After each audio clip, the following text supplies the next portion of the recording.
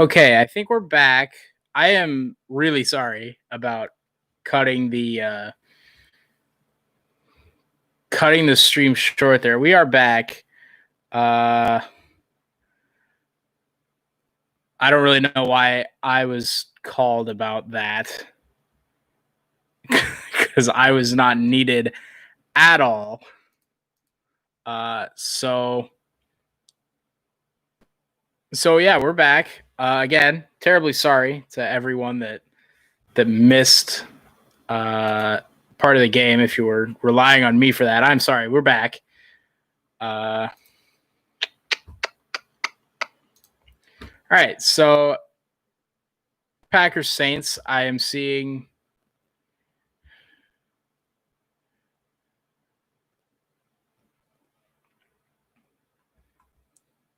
Okay. Yeah. Sweet. So I come back. I see Mason Crosby has kicked another field goal, and we forced a 3-and-out or something. That's about all I got.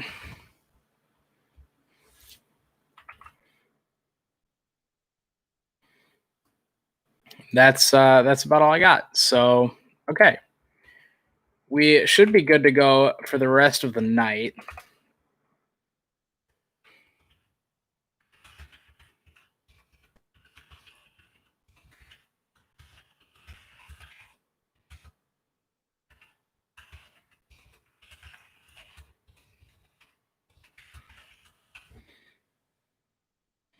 All right.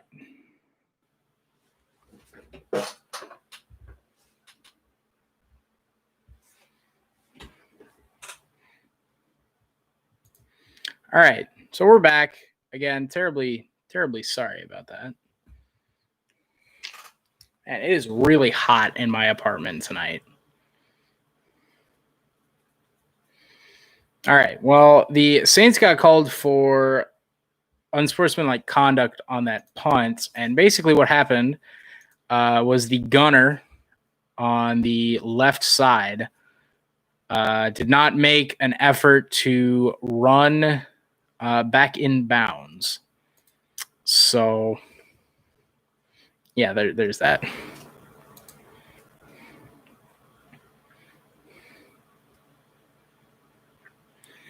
Also, it looks like, according to Twitter, Jair Alexander made a nice play on that drive, and Kingsley Kiki forced a fumble. We didn't recover it, but nice to know we're going after the football today. That's 2 fumbles we've forced. Haven't been able to jump on either of them, but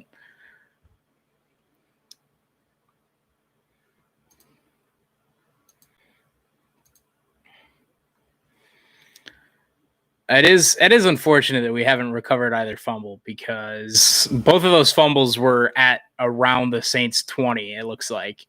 So we could have just started drives in the end zone or in the red zone immediately.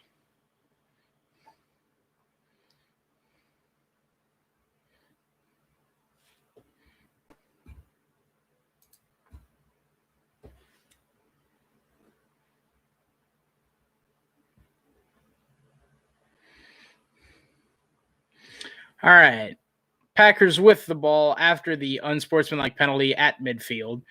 Rodgers under center, 3 receivers left. Tyler Irvin motions right to or left to right.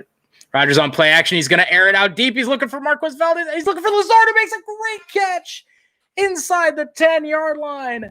Alan Lazard stumbled around the 15-yard line, but caught up to the ball and makes a great diving catch inside the 10.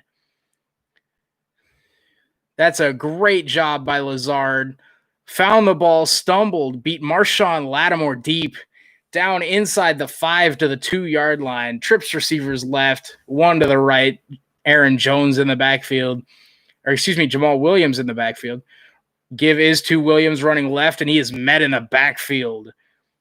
Malcolm Jenkins with a big tackle for loss for the Saints on that one.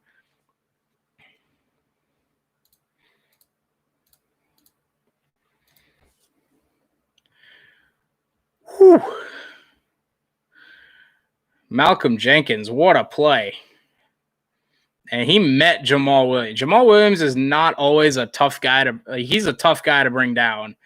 Malcolm Jenkins just sat him down. 2nd and goal now, back at the 5-yard line. Rodgers under center, 2 receivers to each side. Fake, throw is to Lazard, touchdown, Allen Lazard. The Iowa State grad, the undrafted free agent, Aaron Rodgers. Marchie Murdoch, another Iowa State grad, putting on Twitter, so y'all gonna let Allen destroy us at Saints.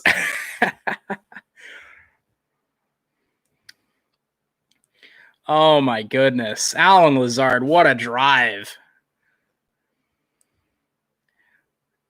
Lazard beat Lattimore again on that play.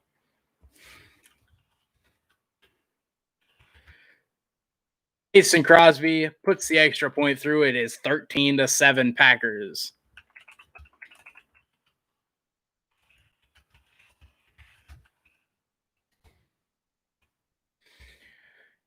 Going back to the play action throw to Lazard deep.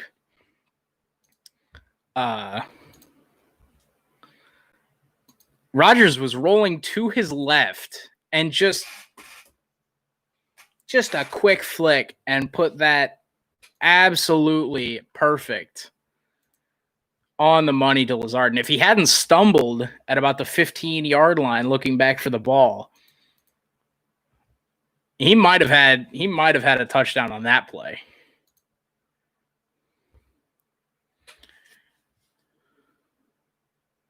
Just watching that play back, yeah, Lazard stumbled at about the 15 looking back up for the ball.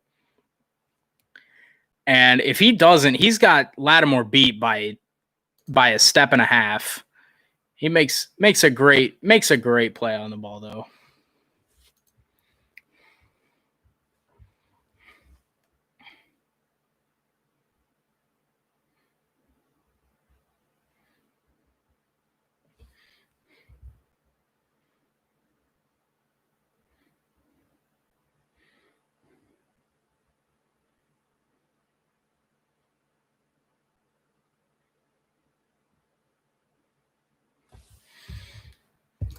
That was Go Pack Go. Blizzard Peak, nice to see you back in the chat today. Go Pack Go indeed. That drive, just spectacular. Aaron Rodgers still has an absolute cannon of an arm. And my man, Allen Lazard, finding the end zone against the Saints. Good to have you back, Blizzard Peak. Nice to see you again. Did I bench AJ? Wait, hold on. We're checking Twitter here again. Hold on. I saw a tweet there about AJ Green and Allen Lazard. Hold on. Did I bench AJ Green for Allen Lazard in fantasy this week? You know I did. Not even a tough call. Yeah. Breaking news: non-first round picks catch touchdown passes. Man, that is an excellent throw by Aaron Rodgers on that play action throw to Lazard. What a catch by Allen Lazard too. Man, that's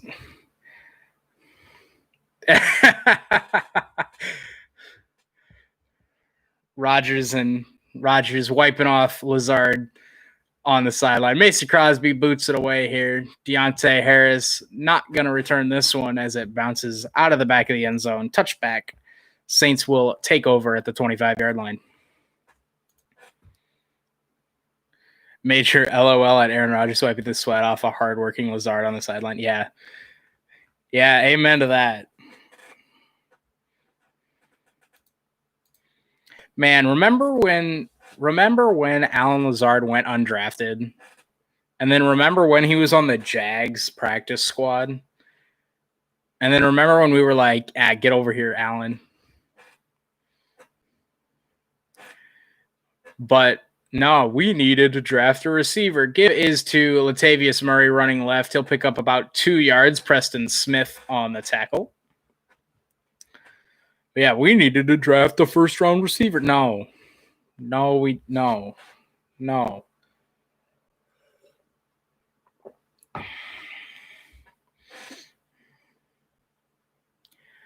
They're talking about draft night drafting Jordan Love.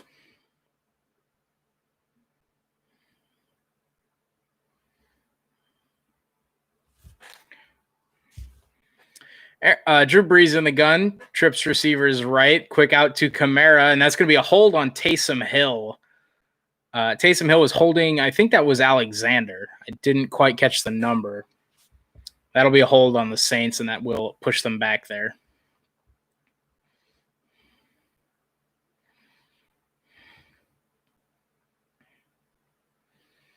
Oh, they're actually just going to call it pass interference.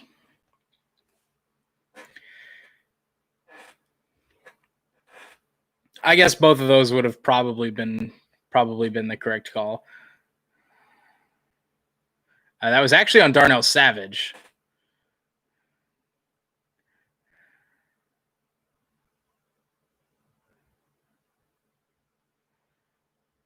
I thought it was a hold. I didn't think it was pass interference. But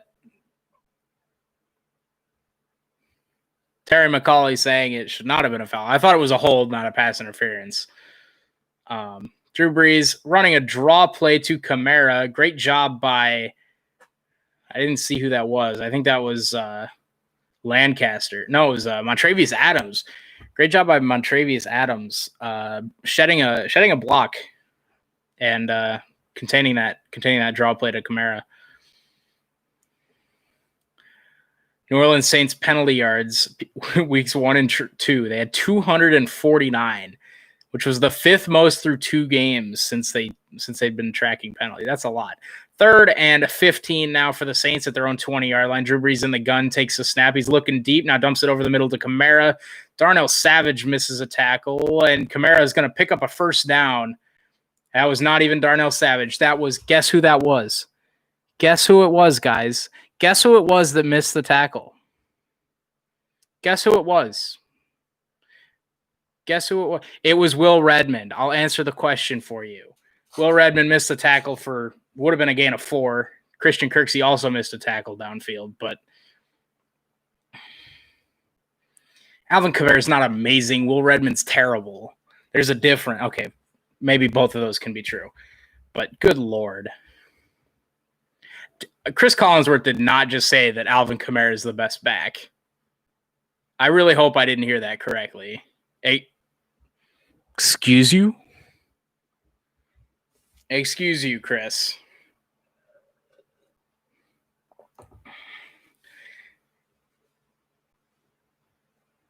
This game might be first to 30 wins. First to 35 wins. Now, I will say the Packers have scored on all their drives. The Saints have not, which is good. Give is to Latavius Murray running right. He'll pick up another first down into Packers territory to the 46. Christian Kirksey, Oren Burks collect on the tackle.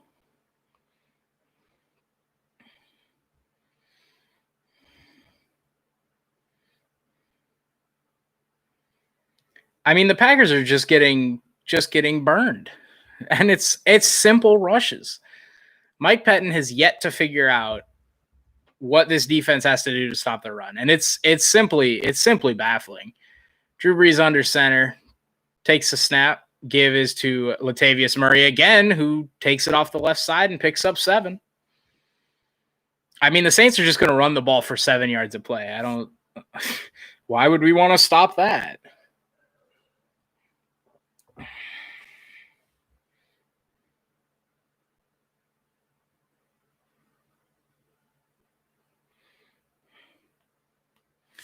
It's baffling to me that we can't figure out how to stop the run. It's incredible. It really is.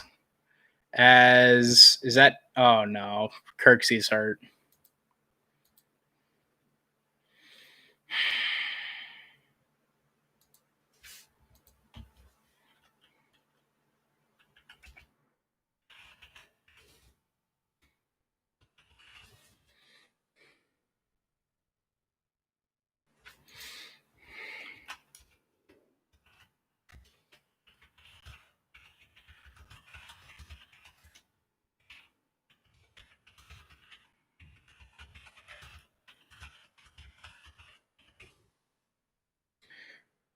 Oh my goodness! You want to know? You want to know what? You want to know what happened? You want to know why this happened?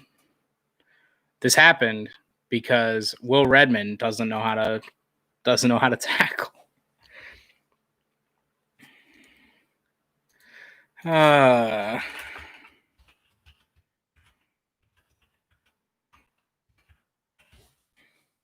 we had to stop one guy, and we can't do that. We had to stop Kamara. Michael Thomas is out. Now look, I think the Saints actually have a lot of good players behind Michael Thomas, but you got to take out Michael Thomas, to slow down the offense. And unfortunately, Michael Thomas suffered a high ankle sprain. And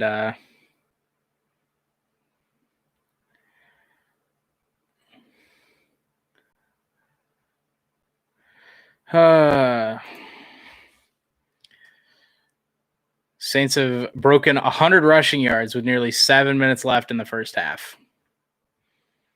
Alvin Kamara with 4 for 56 and Latavius Murray 7 for 44. That's 100 carries or 11 carries for 100 yards. They are averaging 9 yards a carry. That's how you lose a football game.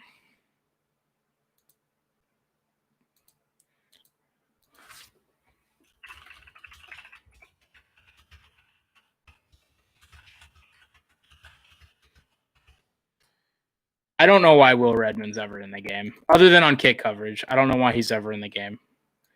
Get Raven Green out there. Get Vernon Scott out there. Get somebody out there that's not Will Redmond.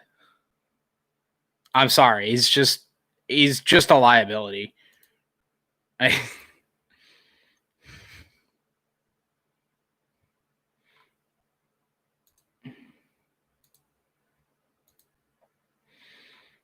The Alan Lazard isn't a number 2 receiver crowd is having a bad night. Yeah, they are.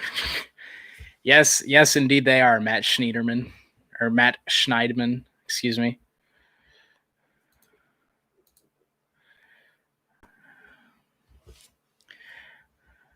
Drew Brees under center, give his to Latavius Murray, picks up a first down, gain of about 3, maybe 4.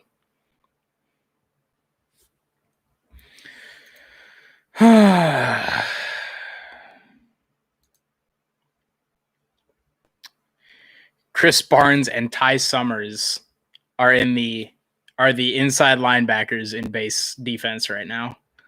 Now look, I like Ty Summers. I'm so happy Ty Summers getting a chance, but I don't know. 2 receivers left, 1 right. Pass is batted down at the line of scrimmage. That was Kingsley Kiki again, or excuse me, Blake Wynn. Good Lord, I am not doing very well on my calls here. As y'all know, I'm a diehard Packers fan. I should have no idea who this Wynn guy is. Nice play by him though. Billy Wynn, dude. Hopefully Packers win. You know what I'm saying? Sorry, that was terrible. That wasn't even a good pun. 2nd and 10 for the Saints. Drew Brees in the pistol. 2 receivers left, 1 right. Drew Brees takes snap, looks over the middle, hits tight end. It's the tight end tackled by Ty Summers, a couple of yards short of the first down.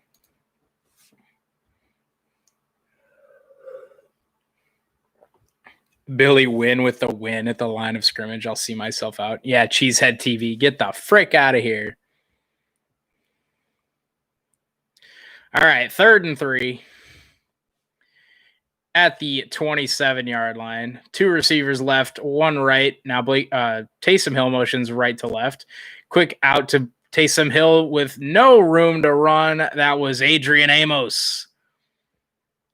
Adrian Amos met him at the line of scrimmage on that quick out to Taysom Hill. And I would think this is 4 down territory.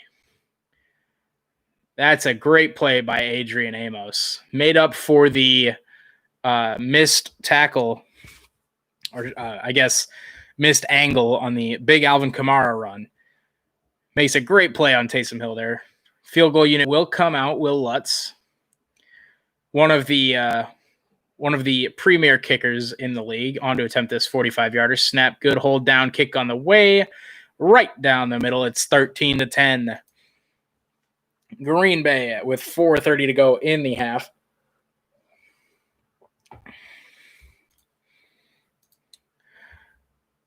Man, our pass defense has been great. Taysom who? Hey, you're right. Oh, man.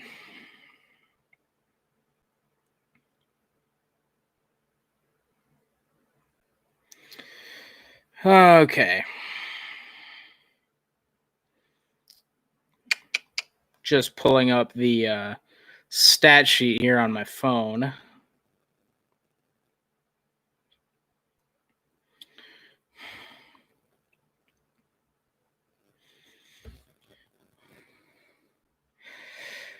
Let's take a look here.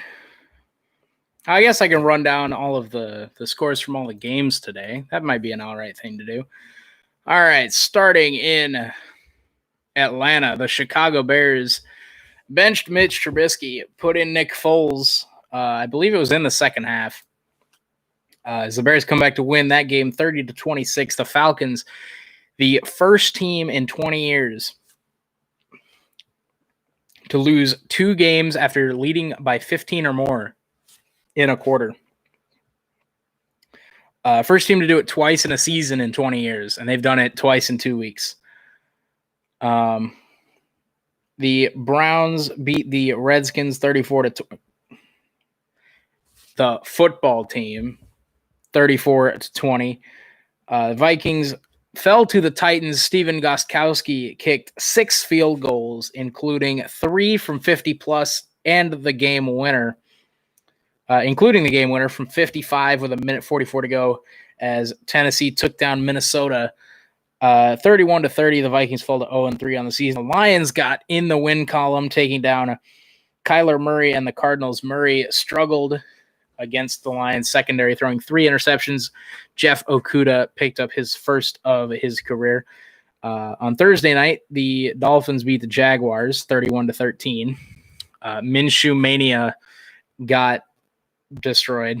No, I was trying to think of a pun, but there's no other way to put it. The Rams came back from 28-3 down to take a 32-28 lead, but the Bills scored in the final minute to win that game 35-32. Cam Newton and the Patriots, I guess I should say Rex Burkhead and the Patriots, took down the Raiders. The 49ers blasted the Giants. The Bengals and Eagles tied because the Eagles, it's what they do, as Will Lutz boots it away. Tyler Ervin fields it at the 9-yard line. Gets to the 21, and he is met instantly there. The Steelers beat the Texans 28-21. The Colts rolled over the Jets, as many teams will do this season, 36-7. The Panthers beat the Chargers 21-16. Chargers had a chance to score late to take the win in that game, but Austin Eckler was not ready for the hook and lateral, and it fell incomplete. The Buccaneers and Tom Brady rolled over the completely decimated Broncos 28-10. And in the game of the week, up until maybe this one, the Cowboys fell to the Seahawks 38-31 as Aaron Jones breaks a bunch of tackles in the middle, bounces it out left, and picks up 12 yards. Hello, Ravens number 8. I assume a Ravens fan. Good luck tomorrow against Kansas City. Happy to have you here.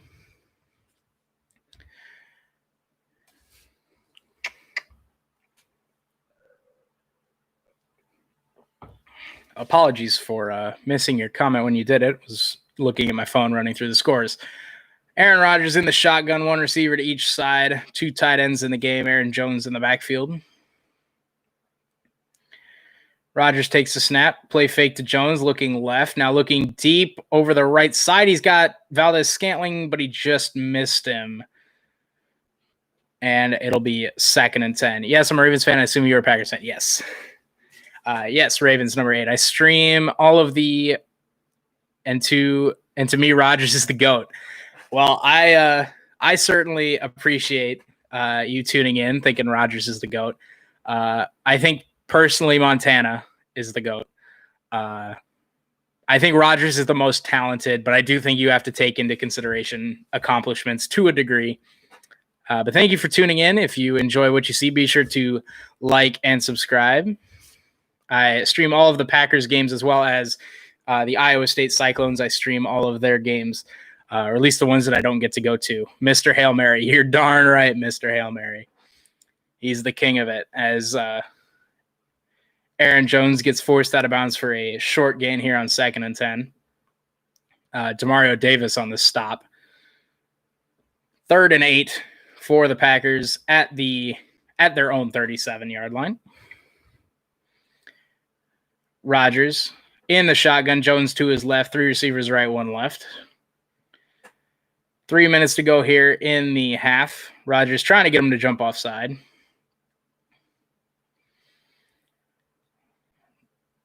Rodgers takes the snap, looking right. He's going to air one out. He's got him in deep, but he just overthrows Valdez-Scantling. Took the shot on 3rd and 8. Janoris Jenkins on the coverage. I don't hate the play there. Valdez-Scantling, obviously a speedster, but Rodgers just left it too far out in front.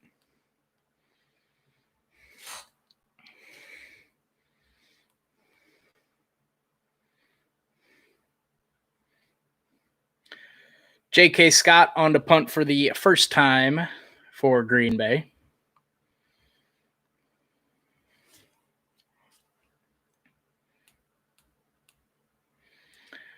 Takes snap, boots it away. He did get hit. There is no flag. It's fielded at the 25, and Harris gets it up close to the 40-yard line. J.K. Scott did get hit on that punt, but I think it was Brady is awful. Oh, that's running into the kicker. That is running into the kicker if I've ever seen it. Wasn't called, but I don't think it made too much of a difference. Brady is awful. Yeah. I mean, he's had his moments. I wouldn't say awful. I'd say overrated maybe. I think that's fair. I think currently he's pretty bad. Like right now he's bad. Peak Brady was pretty all right. Peak Brady was pretty good. But current Brady is not playing at a high level. But hey, he had 2 1-yard touchdown passes today. To Mike Evans. Had 2 1-yard touchdown passes, so we'll see how he does in Tampa. I think he got into a good system there at Tampa with Bruce Arians and all those threats on the offense and a really solid defense. Peak Brady went 11-5 and missed the Fair enough. Fair enough. Although, it's hard. Football's so much of a team game that it's so hard to judge quarterbacks, and it's just so much of a team game. There are quarterbacks like Aaron Rodgers that it feels like they carry the team, and then you've got teams like Brady or players like Brady where it feels like the defense carries him or the team carries him. I mean, he's made the most of it. Tampa Sports are owned by a team that is not the Bucs. Tampa Sports are owned by a team that is not the Bucs. Like the Rays, like the baseball team.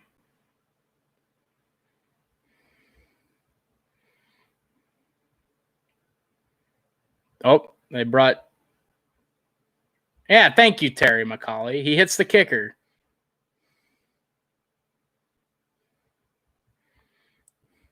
It's the Bolts because they're in the finals. Oh, that's right. Tampa Bay Lightning. That's right. Bolts because they are in the finals. I don't watch a whole lot of hockey. I mean, I know the teams a little bit, but yeah, Tampa Bay. It's Tampa Bay Dallas, right? Drew Brees takes a snap, looking deep, and he is met. Kingsley Keke having a great game on the defensive line for Kingsley Keke, stepping up big in the pass rush. Would like to see him step up a little bit more in rush defense. But Tampa Bay versus Dallas Game 6 tomorrow at 5 p.m. on Sportsnet. I will. I probably won't stream it or anything, but I will. I'll be sure to check it out. Like I said, I don't watch a whole lot of hockey, but I have a friend that's a Dallas Stars fan, so he's pretty happy. Drew Brees takes a snap, looking deep, now dumps it over the middle to Kamara, who is touched down by Ty Summers. There's a flag down. Interested to see the penalty here. Officials discussing it.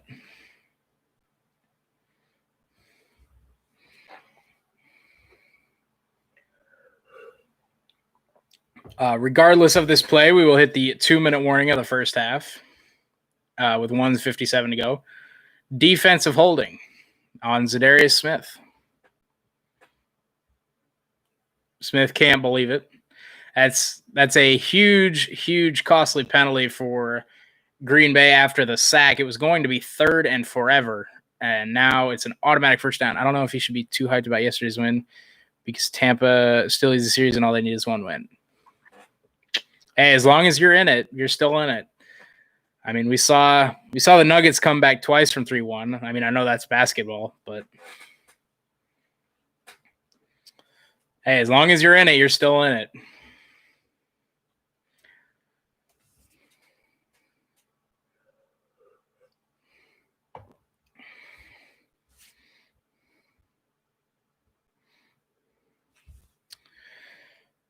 Saints will have the ball coming out of the 2-minute warning at their own 37-yard line. It'll be 1st and 10 after the defensive hold on Zadarius Smith. Oh, man, Larry Fitzgerald commercial. Love that dude.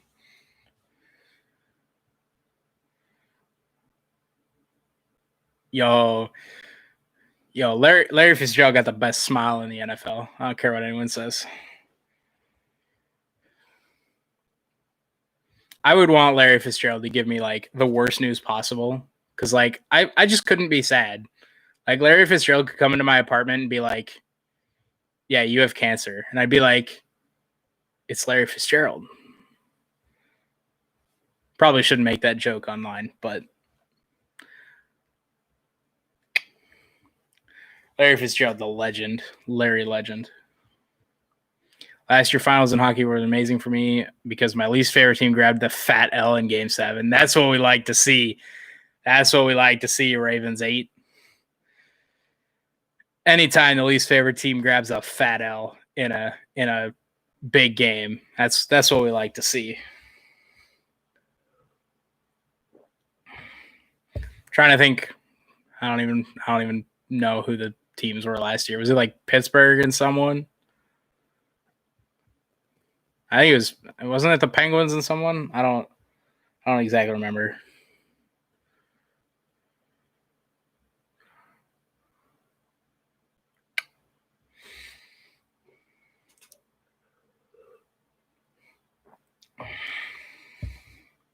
St. Louis versus Boston, you know who I hate.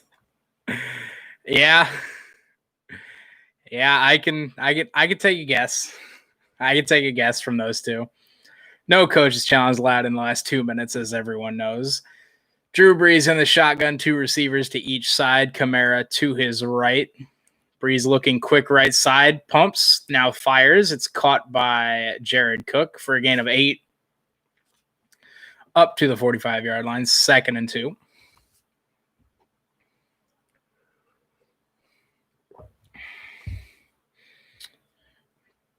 Brees in the gun. Kamara to his right, 2 receivers to each side. Minute and a half to go here in the half. Drew Brees looks quick left side. Completed. That is Traquan Smith. I believe that's his first catch of the game. into Packers territory.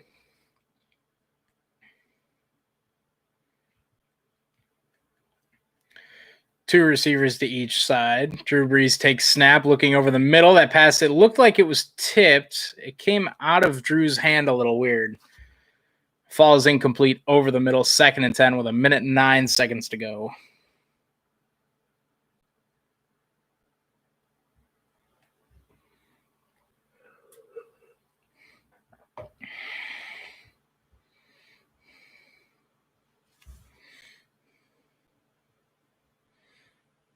I hate the Bruins. Yeah, I kind of figured it was the Boston Bruins.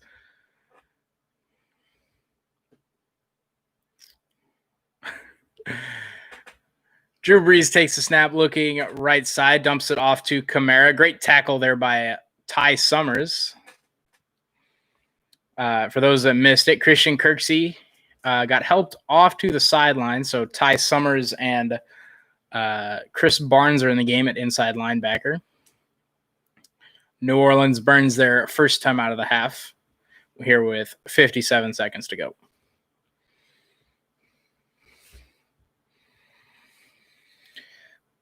Third down coming up for the Saints. It'll be 3rd and 6.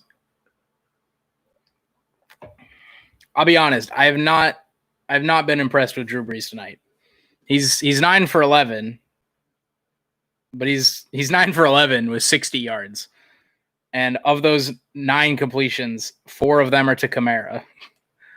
So, and then one reception each for Jared Cook, Traquan Smith, Adam Trotman, who I didn't even know was on a roster, Taysom Hill, and Deontay Harris. So, the Saints clearly missing Michael Thomas. Very evident. Drew Brees in the gun, 3rd and 6 here.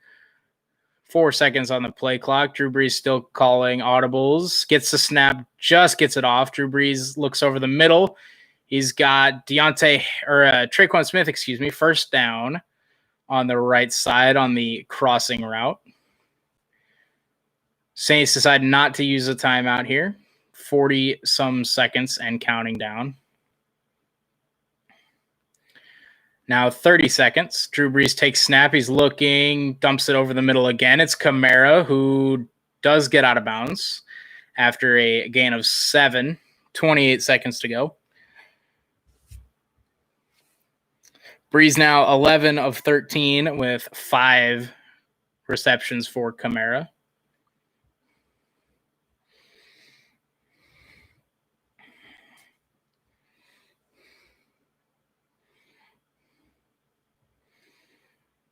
Packers looking to hold New Orleans to a field goal try here at the end of the half.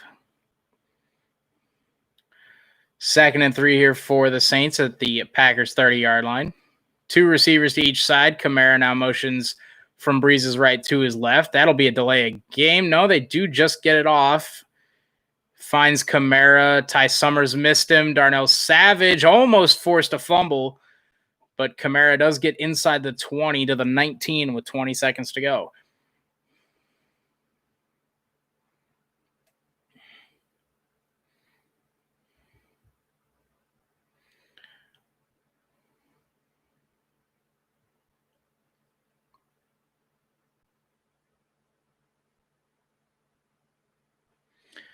Ooh.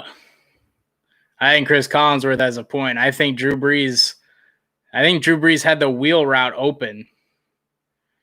Darnell Savage almost forced that ball out of Kamara's hands, which would have been the Packers' 3rd forced fumble of the half. Did not recover either of the first 2, but Kamara was able to keep hold of the ball and get into the red zone. 20 seconds to go. And the Saints are trying to do to the Packers what the Packers have done so well in the first 2 games of this season: score right before the half and then score coming out of the half. 3 receivers right, 1 left. Drew Brees takes a snap. Packers rush 3 over the middle. That's Kamara, who is finally taken down. And it looks like there's a Saints player down. It looked like an offensive lineman got rolled up on as Kamara got tackled. 11 seconds left. I believe an injury timeout in the final 2 minutes will result in the Saints using their final timeout.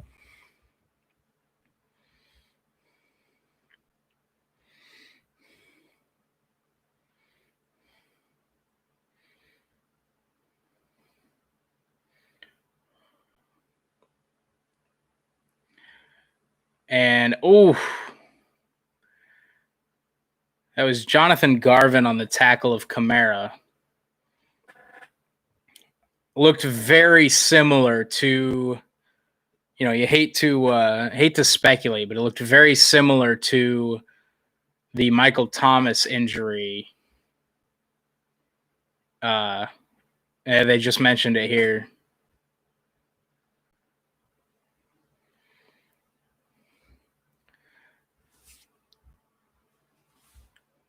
Talking about how this is how Michael Thomas got his ankle rolled up on.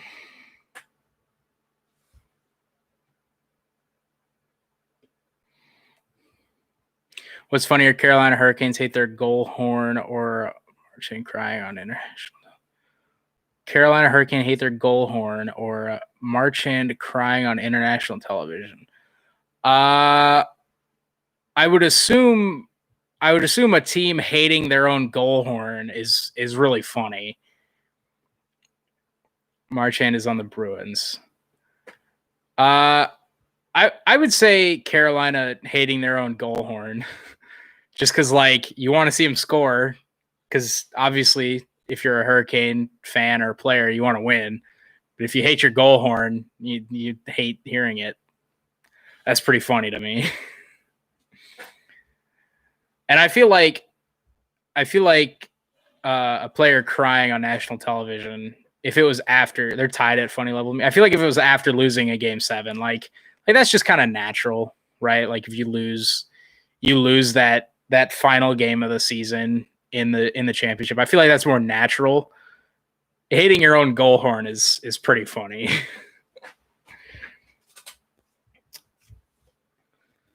Hopefully, one second.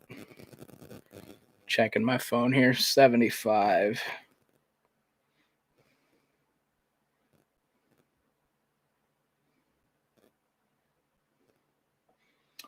That's Andrews Pete. Andrews Pete was the one that got rolled up on. Hopefully nothing too serious there. Obviously, never want to see anybody get hurt. Violent sport that they're playing, and wishing him all the best. 3 receivers right. Drew Brees looking over the middle. Incomplete in the end zone. That was Kevin King on Jared Cook. 3rd and 2 with 9 seconds to go here.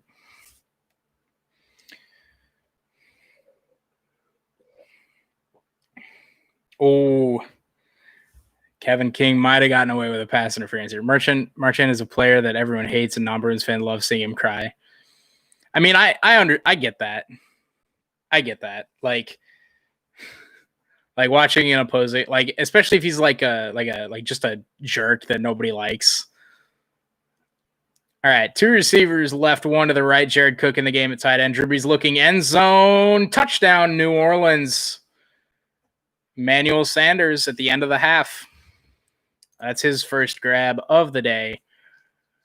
And the Saints are going to lead this game at halftime.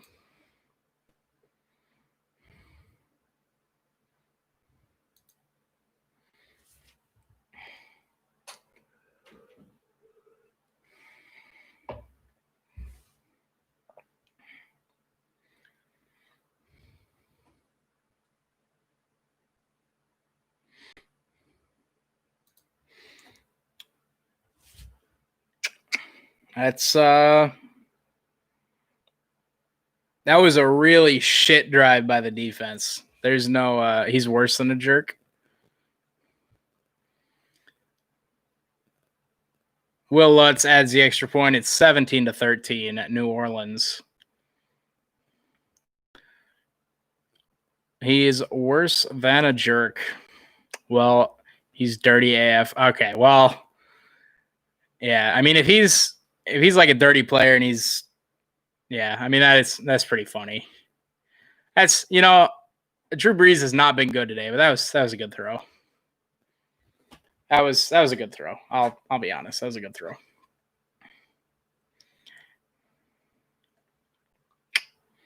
That's just terrible defense. And they have not, this defense has been not good this year. The Smith brothers have not been getting pressure. Kingsley Keke has been better at getting pressure this year.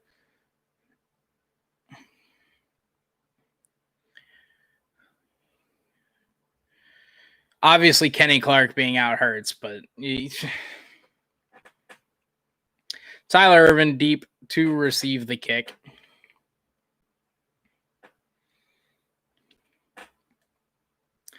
Will squibs it up the middle. Tyler Ervin will field it at the 11. He's to the 15-20, cutting right to the 25, and tackled at the 29-yard line at the end of the half. Clock's hit 0, and that'll do it. Man, that was man, if teams that I cheer for aren't the two weakest zone teams in their respective leagues, I don't know who is. Talking, of course, Green Bay in the NFL and Iowa State in college football. If they don't play the softest, weakest zone coverage that I've ever seen, I don't know who does. Because, I mean, there's no Titletown edits on Twitter. I'm not here to talk about anyone's job, but it's baffling how they continue to put Redmond out there. He's atrocious today. He's atrocious every day. I've been telling people this for, oh my God. Brees' average air distance had to be under 5 yards at half. Yeah, it would not surprise me. I think that touchdown pass to Drew Brees was his longest airtime throw in that entire half. I know nothing about college football, TBH. I think I like it more than the NFL. I'll be perfectly honest. I think college football is my favorite sport to watch. Maybe it's because I'm in college, right? So I kind of have that going for me. Iowa State beat TCU yesterday. Yes, Randy Moss. Yes, they did. We streamed it here actually. Had a great time. Had some awesome people in the chat. They kind of gave me a heart attack, but they made the plays when it mattered. Mike Rose coming up with a big interception late. Breece Hall had a heck of a game. Got a big bounce back win after the embarrassment of week 1 that we don't talk about on this channel. But yeah, I would say I actually like college sports a lot more than professional sports. I'd say college football and college basketball are definitely my two favorites. Purdy tried to give the game away. Hello, Owen Backup. How are you doing this fine evening? We are at halftime, by the way, in the Packers-Saints game. So any questions you have in chat, be sure to put them up. Our run D is horrible. Yes, Owen Backup. Kenny Clark being out certainly doesn't help, but we watched San Francisco run all over us last year in the playoffs, and it's not any better this year. So I'm doing good. Good to hear. For anyone that's new, what makes you a Packers fan? Well, I live in Iowa, so distance, it's very close. I also had growing up, I had family that lived in Appleton, Wisconsin. So we had that sort of connection there. I actually got to go up to a preseason game and their family night that they have before the regular season. So had an awesome time there. And actually, while touring Lambeau, fun story. While touring Lambeau, I was probably like 8 at this point, 8 or 9. And in the elevator, in one of the elevators at Lambeau Field, while we were on the tour, my family and I actually ran into Mike Sherman, who was the head coach at the time, and Mom had no idea who it was, and I was sad, right, because we were leaving Lambeau, and I was sad, and I was crying in the elevator, and my dad and Mom were telling me, no, it's fine, but we have to go, and I'm sitting there crying, and Mike Sherman comes in the elevator, and he looks at me, and I kind of make eye contact with him, and he he looked at me, and he leaned over, and he goes, now listen, son, you listen to your parents, all right? And I was like, you got it, Chief. And yeah, so I was already a Packers fan at that point, but that just really secured it, having family living up there and meeting Mike Sherman and having that. So that was a really fun experience. Would definitely love to go back up to Lambeau at some point. Haven't been back there since, but would love to get back up there. No need for Breeze Noodle Arm to throw. Yeah, when you can give it to Kamara and Latavius Murray and they get you 8 yards a carry. Sorry, man, I got to go keep it up. Hey, no worries, Owen. If you enjoyed what you saw so far, be sure to leave a like and subscribe. I would really appreciate it. It helps out the channel a lot. Have a nice night, man. Good to see you here. Have a good night, man. I live in Fort Dodge. Randy Moss. You heard it here first, folks. Randy Moss lives in Fort Dodge, Iowa. That's awesome, Randy. That's really cool.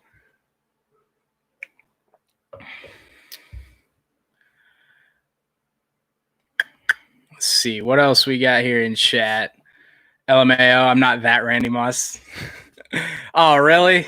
Damn, man. I was, I figured there was like a 0.00001% chance. I figured I'd shoot for it. My grandpa met Lombardi at Lambeau back in the 60s. That's awesome, Ravens 8. That's a really cool story. Did he go to a game or something to meet him, or was it just coincidence or something?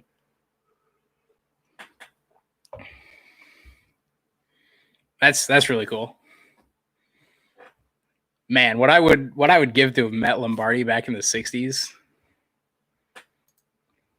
That'd be awesome. Matt Nagy, by the way, said starting quarterback decision coming tonight.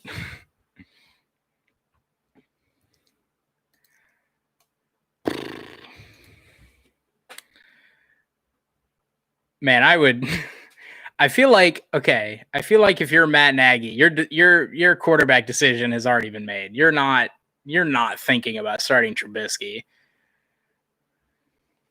Trubisky was benched in the third quarter. It was a game in 1966. That is awesome. That's awesome, Ravens 8.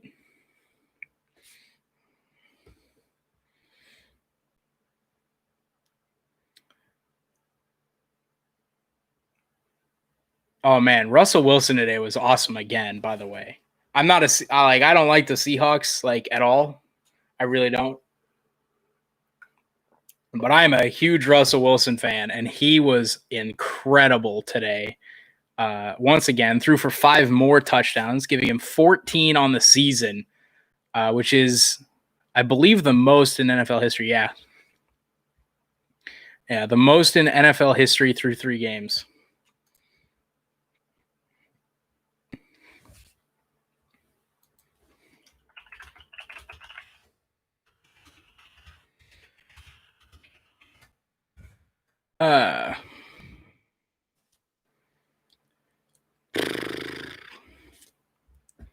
What were we talking about? I forget. Oh, yeah, Russell Wilson. Russell Wilson's been incredible this year, by the way.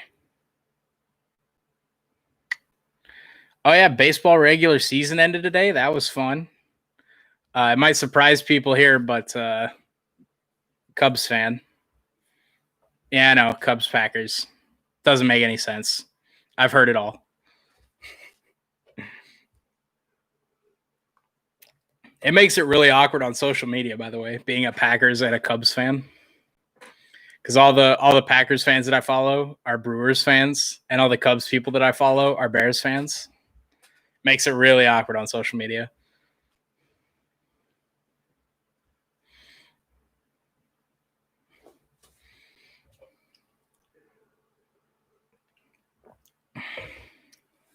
Hey, Sunday Spotlight. They're talking about the Stanley Cup here, Ravens 8.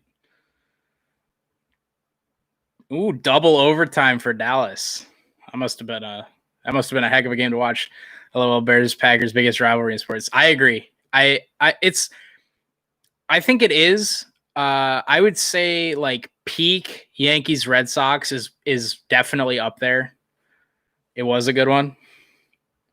Because hockey they play like golden goal, right? So first team to score in overtime just wins. It's kind of like football. Like if you score, you just win. Habs Bruins up there. That's Montreal, right? Canadians are the Habs. Like I said, I don't know much about hockey. Yeah, first to score. Okay. I will say one of the like YouTubers that I watched did like an NHL series, and he played as the Canadians. So I guess if I had to pick a team, I'd pick the Canadians because he cheered for them. I don't really have any other ties to the other teams other than like Minnesota has a team, right? And they're regionally close. Chicago has a team.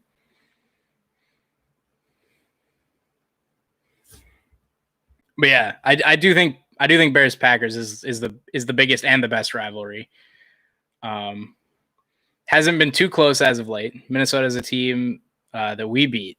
Okay. Yeah, the Minnesota like I don't know what you call it, like the Minnesota like farm team. I don't know. That's what it is in baseball, but the Iowa Wild is their like the Wild. So I've been to a couple Iowa Wild games because they play in Des Moines, which is pretty close to Ames. So I like them too. I don't really have like a team that I cheer for. So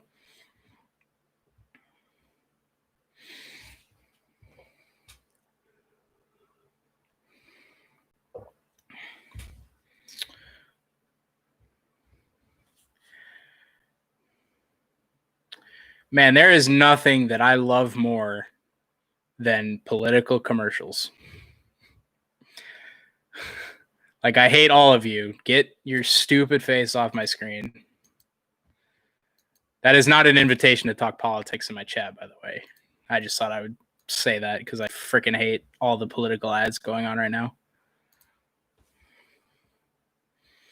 Shut up, you all suck. I don't care about any of you. Nico Stern out there to start, get cleared, scored. Chris Tanev from the point has a series winner for Vancouver. 5-4 Canucks in overtime. Is that like a call from a game or something?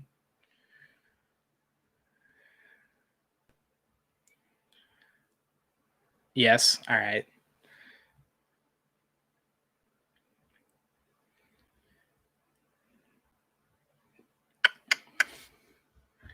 Yo, NFLshop.com commercials. Oh, also, you can follow me on Twitter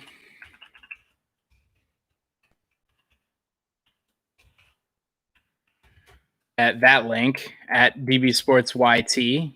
You can follow me on Twitter. I talk all about Iowa State and Green Bay, and then occasionally we talk about some other football stuff, and occasionally we talk about a whole lot of stuff. I'm also a NASCAR fan. There's a NASCAR race going on right now that I'm not watching because stream for the Packers made more sense. So if we got any NASCAR fans in the chat, let me know how that's going. I was right outside of the Rogers Arena watching it with fellow Canuck fans. Awesome. Was that like for the Stanley Cup, or was it? Because man, what I would give to have been outside Wrigley when the Cubs won the World Series in 2016, man, that would have been awesome. I assume Rogers Arena is the Canuck like arena, because I know Rogers is like a company in Canada.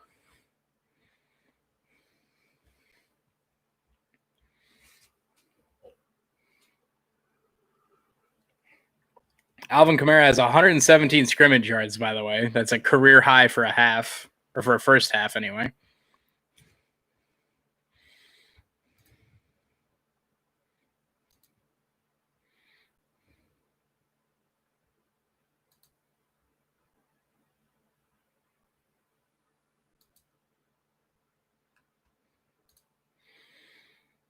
All right, hold on. So I was just told that my favorite NASCAR driver is running top 5. Oh, well, duh. I'm stupid. The Saints got the ball to start the game. I'm dumb. Oh, Michelle Tafoya's mic's not working. Rip. There we go, Michelle. We got you now.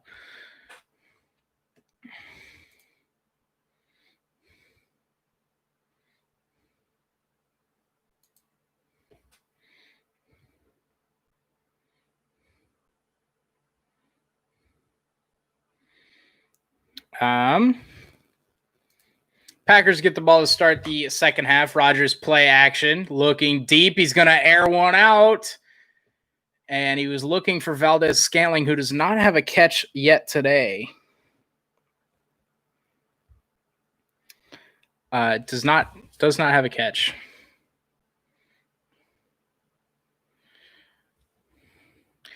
That was the play-in round. Thanks, COVID. Game 4. If we win, we go to the play. Oh yeah, that's right. They did have like a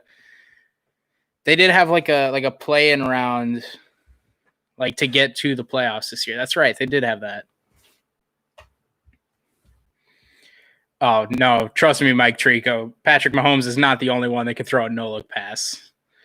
Rodgers, another quick play action, looks over the middle through the hands of Lazard and incomplete at the first down marker. That's one that Allen would surely like to have back. You expect him to make that grab.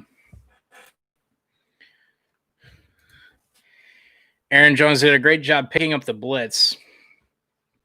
But,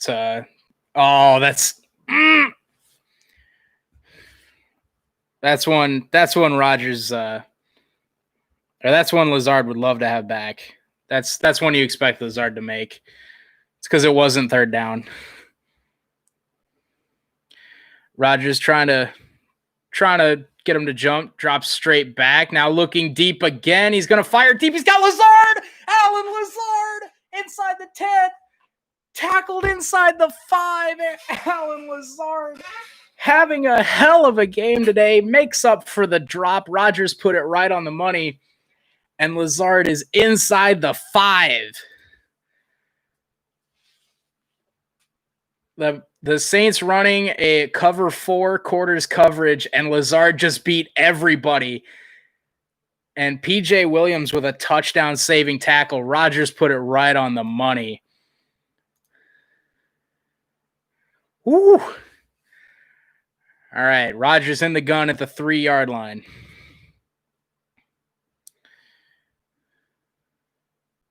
Rodgers looking left, throws it up to Jones in the corner, but he overthrew him.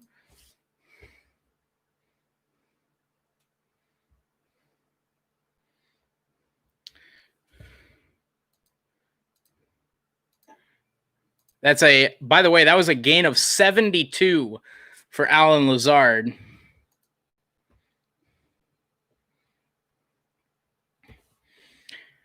Second and goal now.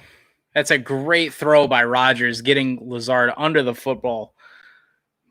My goodness. Second and goal now from inside the 5-yard line. 2 receivers left.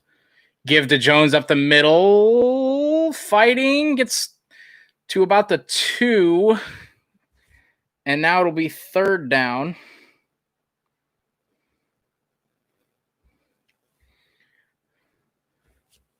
Now it'll be third and goal here for the Packers. And if I'm Green Bay, I'm going right back to Aaron Jones. I mean, I think you just go right back to Jones here.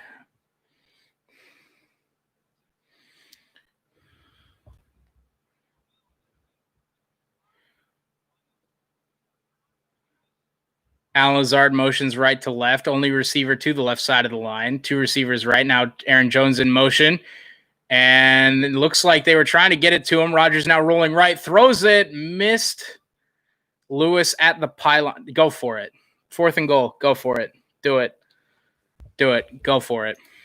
Go for it. Go for it. You're not stopping their offense. Go for it. You go for it. Janoris Jenkins. All right. And it looks the Packers are going to go for it here. 3 receivers left. Aaron Jones, 2 Rodgers right in the shotgun. Mercedes Lewis in at tight end.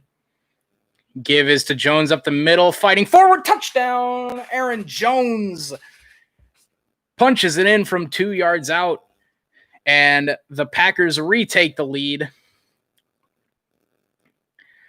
Aaron Jones, Elton Jenkins, Corey Linsley all celebrating in front of the camera. Lazard jumps in and waves a little bit.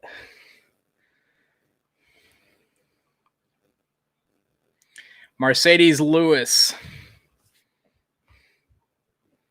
with a big block on Cameron Jordan, who almost got through him, but was unable to do so.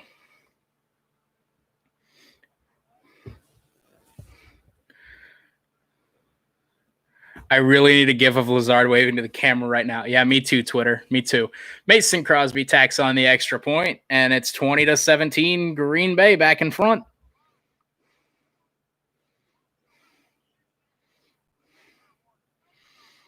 Sorry, I am also slightly watching the race because my guy's in the top 5, and he's never in the top 5.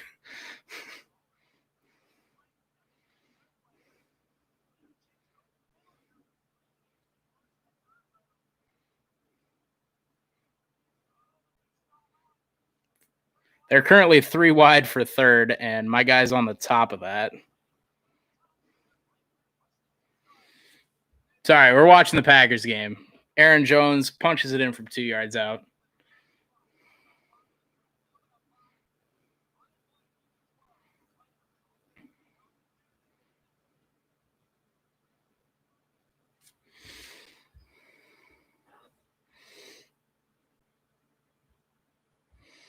All right, I don't think he's got a chance to win it, so we're good. Green Bay jumps out in front. A heck of a call by Matt Fleur to go for it on 4th and goal from the 2.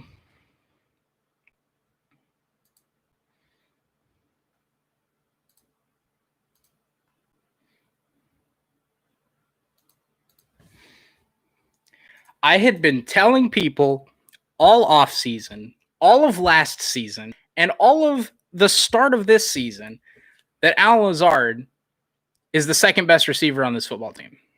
And all I got was, I don't know if Lazard can be that true number 2 guy.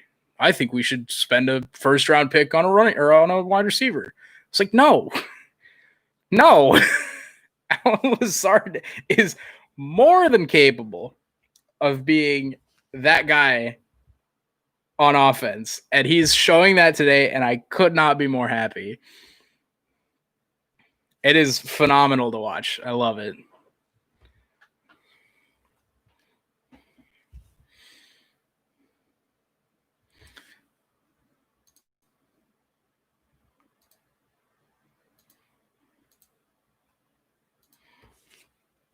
Drew Brees' average depth of target tonight, by the way, is 4.2. Fun fact, I'm being Packers history on Twitter. The last Packer to score a 3rd quarter touchdown in the Superdome was Donald Driver. In 2002, Drew Brees gives to Latavius Murray running right, Tyler Lancaster, and Chris Barnes on the stop.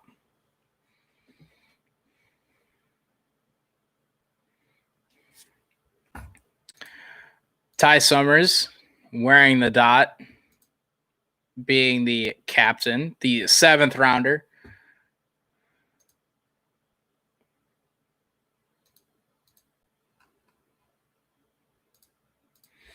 Drew Brees under center, 2 receivers left, 1 right. Drew Brees takes snap, give us to Kamara, running up the middle, tripped up by Amos, falls forward for 2, maybe 3 yards.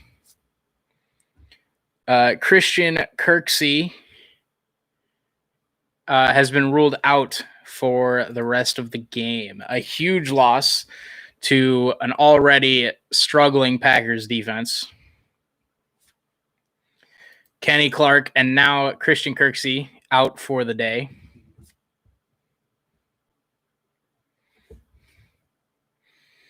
Drew Brees in the gun, 3 receivers left, 1 right. Throw is to Sanders, who makes the grab close to the 40-yard line. That's another Saints first down on the near sideline. Don't know why we're playing 10-yard soft zone coverage on 3rd and 5, but Kevin King is playing 8 yards off Emmanuel Sanders on 3rd and 5. That's fun. Drew Brees offset I formation to 1 receiver to each side.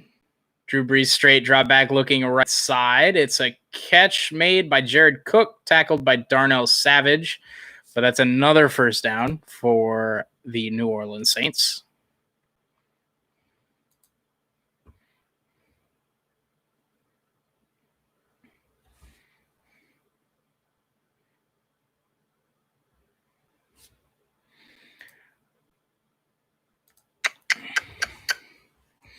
Not sure why we're playing 8 yards. Oh, you're back.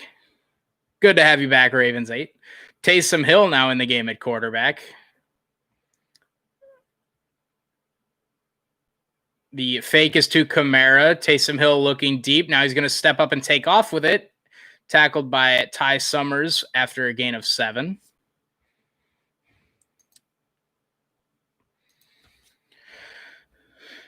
You didn't really miss much, Ravens 8. Saints just picked up a 3rd down because the Packers were playing super soft zone coverage again. Oh, man. Taysom Hill had, I don't know who that was over the middle. Taysom Hill had him wide open and just didn't throw it. That was questionable. Jumbo set here for the Saints. The give is to Latavius Murray, who gets stopped for no gain. That's Ty Summers. So here's a summary of that game, which I was talking about, Vancouver, Minnesota. All right, let's hear it, Ravens 8.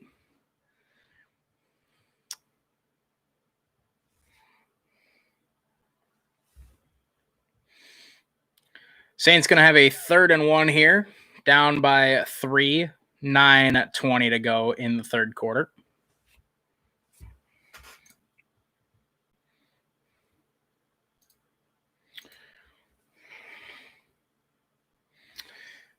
The NFL decided that there were 34 better wide receivers than Allen Lazard in 2018. Yeah, they did.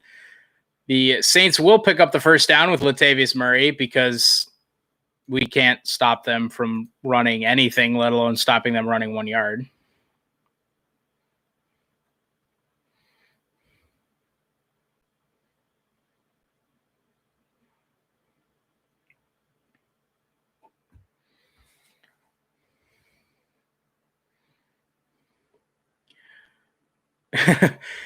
Chris Collinsworth saying our guys are better than your guys when referring to the Saints O-line, talking about the Packers D-line.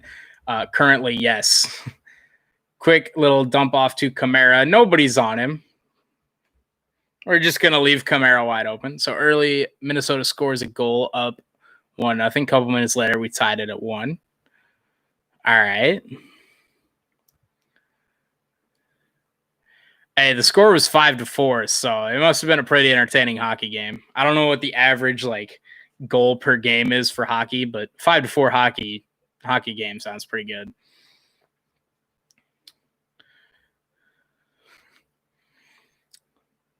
Drew Brees under center in the I formation.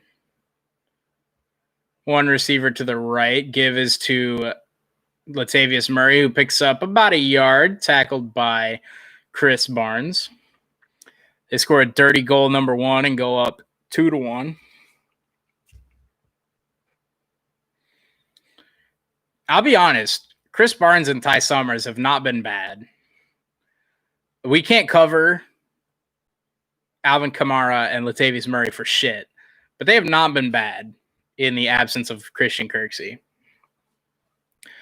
For those of you just joining us, a lot of injuries in this game. Michael Thomas, Devontae Adams, Kenny Clark, and Marcus Davenport all out. And then since the start of the game, Christian Kirksey has been ruled out now with an injury. So a lot of stuff gone. A 5-4 game is a good hockey game. That's like 35-30 in football. That's the type of game I like to see. That's the game I like to see. Big 12 guy like myself.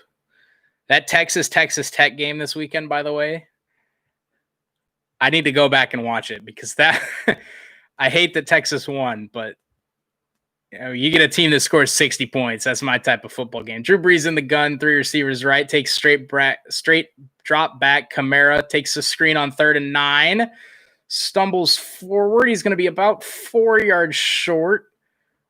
I didn't quite see who tripped him up, but somebody tripped him up, and Sean Payton with a decision to make here.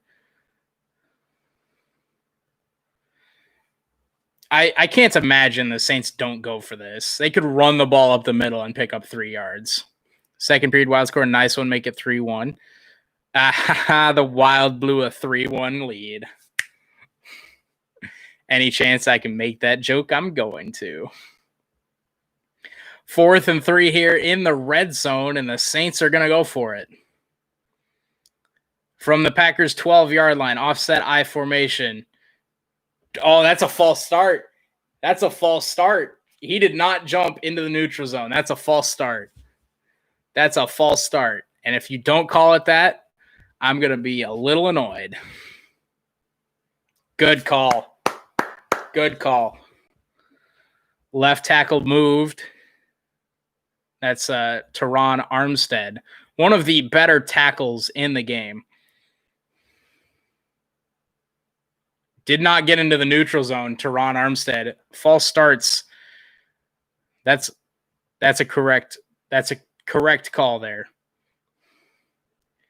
Correct call. Will Lutz on to attempt the tying field goal from 35 yards out. We bounced back, scored a pretty dirty one, not going to lie. Hold is good. I don't think the holder got the laces out, but Will Lutz still puts it through, and now we are tied at 20 with just under 6 minutes to go in the game.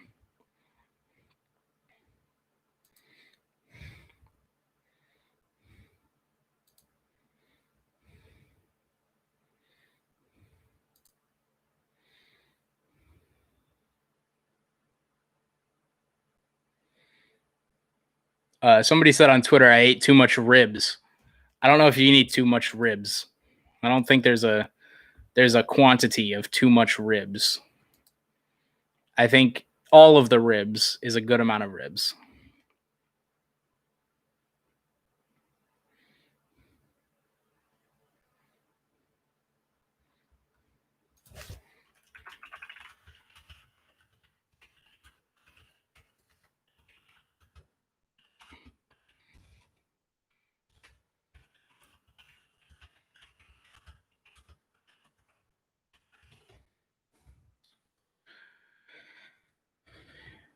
We get a power play that we need with about 7 minutes left in the second.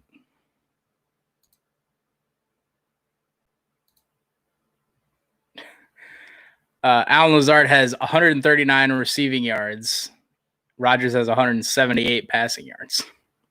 Peterson blasts one past Stalock on the power play. It's a tie game, and the Canucks are back in it.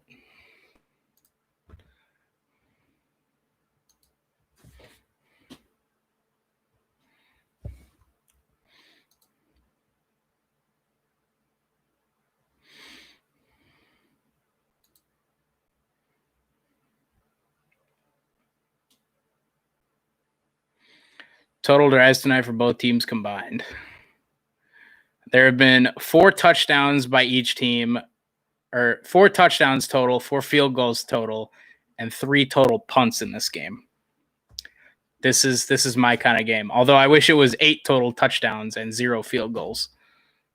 But hey, Wild score, the dirtiest goal I've ever seen in my life, and we end the second 4-3 Minnesota. All right, so Ravens 8. How worried were you at this point? At the end of the second, you're down 4-3. How like what's the concern level for you at that point? Because I feel like that'd be like going into a because you're down 1 score, right? So I take it that's like going into a football game and being down 7-ish. So how concerned were you at that point? Because I mean, obviously in hockey you can get a power play and you have a man advantage. As Will Lutz boots it away, Tyler Ervin will not return it. We have another touchback.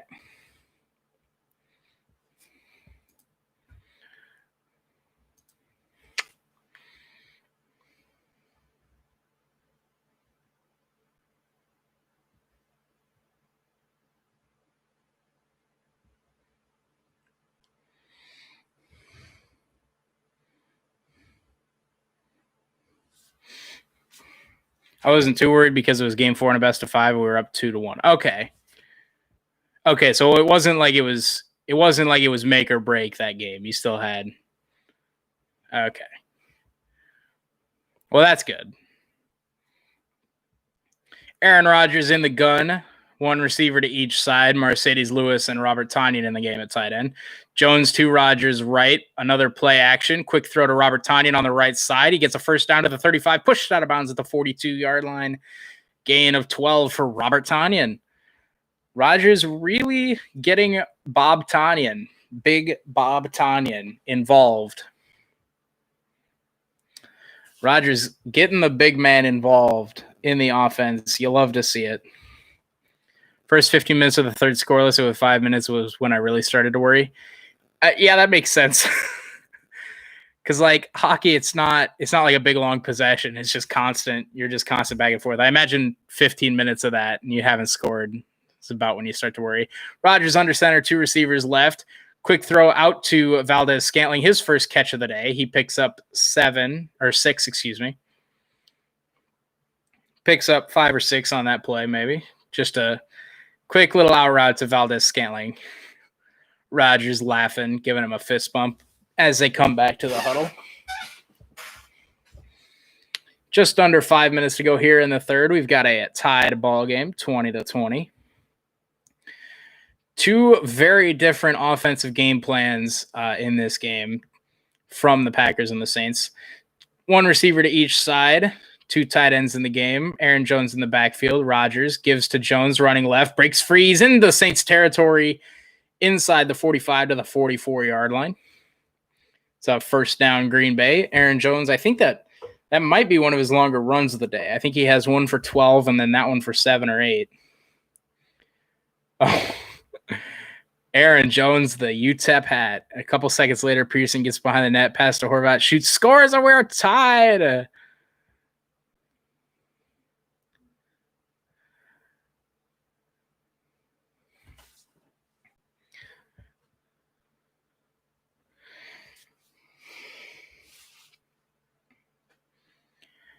Rodgers under center, play fake to Jones. He's looking left sideline. He fires it down to Tyler Ervin, but overthrows him. End of regulation, Vancouver 4, Minnesota 4. If this is pass interference on Marcus Williams, I'm not sure I agree with it because I don't know if that was catchable. Referee about to make the call. Pass interference on Marcus Williams. I would have to get another look at this because I don't think that was catchable for Tyler Ervin. I'll be honest. I don't know if this was catchable.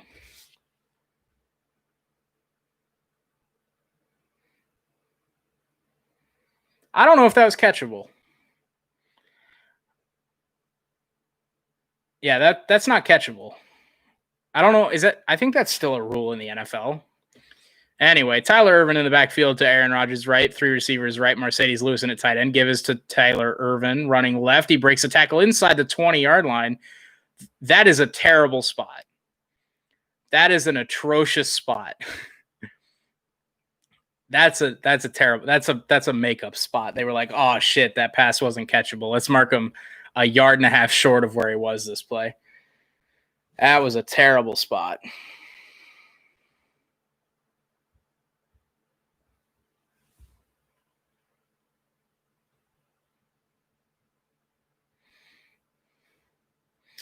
Yeah, no, that was not a good spot. 2nd and 5, 2 receivers right. Give is to Aaron Jones, trying to bounce it outside. He's going to get to the 18-yard line. It'll be 3rd and 2. Janoris Jenkins having a very good game today makes the stop. I would say Janoris Jenkins has been the Saints' best player on defense. It's him or Demario Davis so far for me. Overtime stats and the puck goes into Minnesota zone. Miller gets it looking to get a good shot. Pass to SNF, collapse that one past everyone. Nice. And you said you were outside, like the arena when that was going on? Aaron Rodgers under center. Aaron Jones in the backfield. Play fake to him. Rodgers looking for Mercedes Lewis. He's going to float it down the sideline. Mercedes Lewis, catch, touchdown! Mercedes Lewis, what an adjustment from the veteran tight end to make the grab down the sideline. And Green Bay now up 6 with 2 minutes to go in the 3rd quarter. That's a touchdown, Marseille. A great job. And that's on Malcolm Jenkins. No, that's not pass interference. That's touchdown Packers, baby. What a great adjustment by Mercedes Lewis.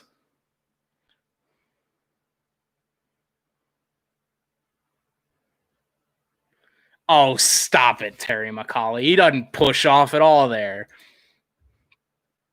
Stop it, Terry. Mason Crosby. Chris Collinsworth is 100% right here, by the way. I'll talk to it after the point after, but that Mason Crosby puts down the middle. Great job by J.K. Scott to pick the ball off the ground there on the snap. Chris Collinsworth is absolutely right. We saw this in the Dallas game earlier this year. I forget who they were playing. I forget who Dallas was playing earlier this season, but we saw it exactly the same thing.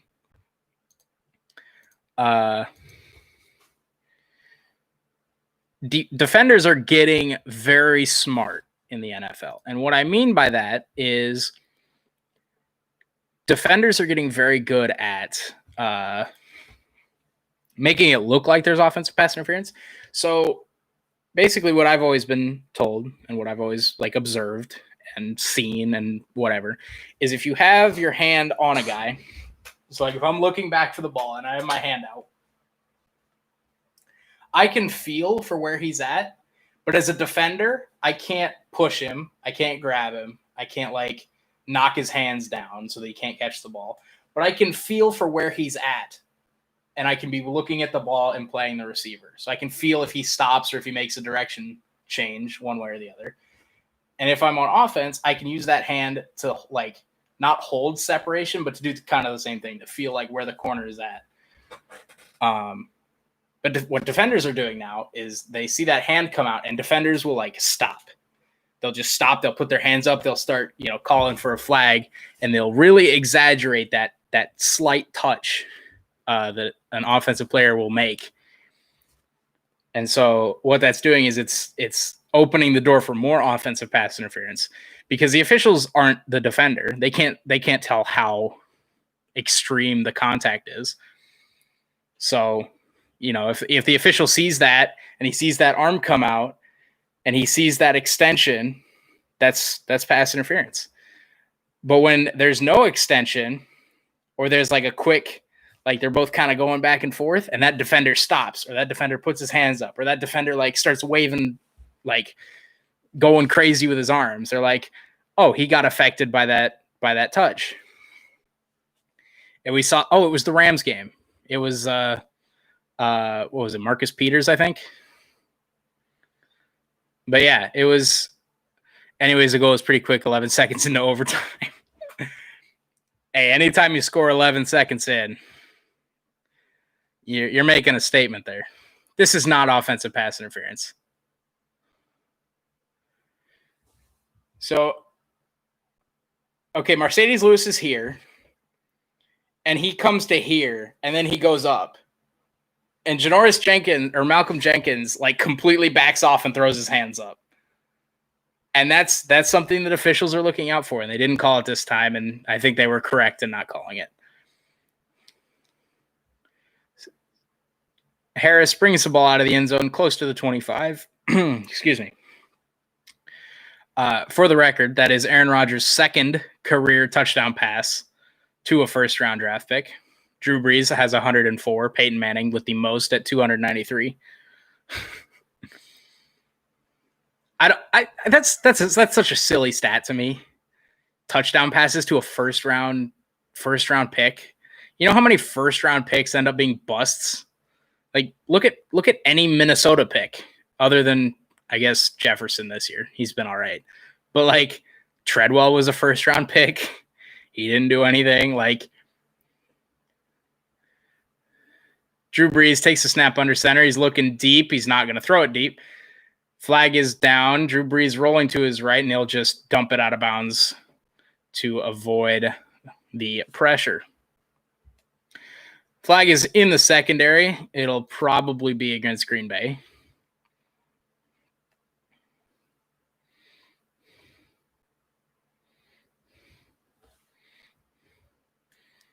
It is holding on the defense. It's on Kevin King. It'll be a 5-yard automatic first down for New Orleans.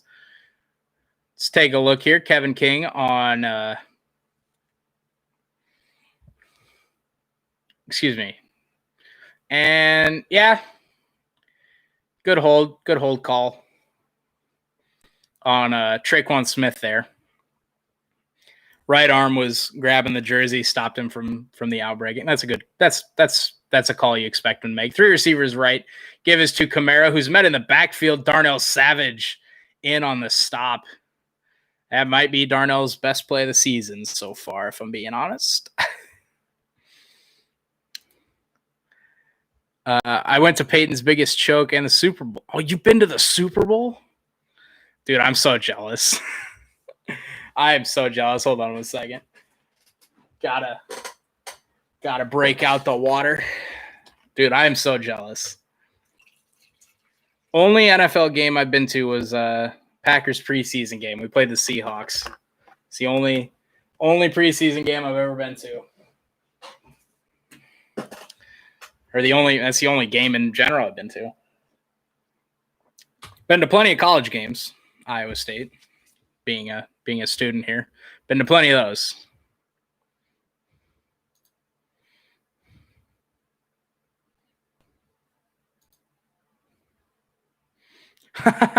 Michael Thomas tweeting out 6 minutes ago, officials watering down the game week in and week out. All right, so we keep talking. Okay, we keep talking diva receivers and all the names that get brought up. You know, Antonio Brown was heat when he was in the league, and Beckham and Stephon Diggs when he was with Minnesota. Man, Michael Thomas has got to be. He's got to be up there, right? I mean, I like watching him. I like watching him play. He's a heck of a receiver, but man, when he gets on Twitter, I just don't want to hear from him.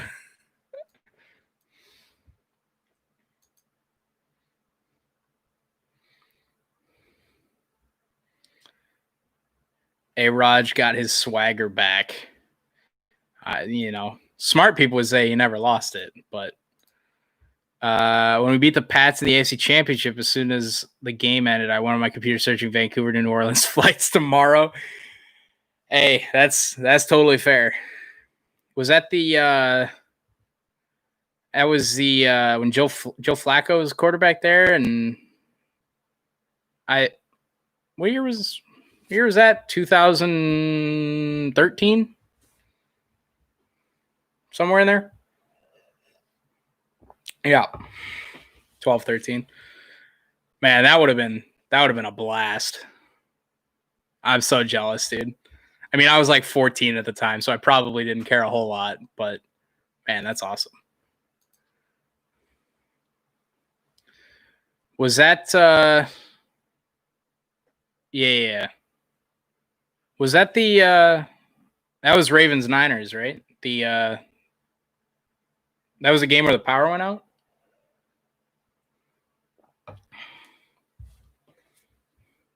I think that was that year, right?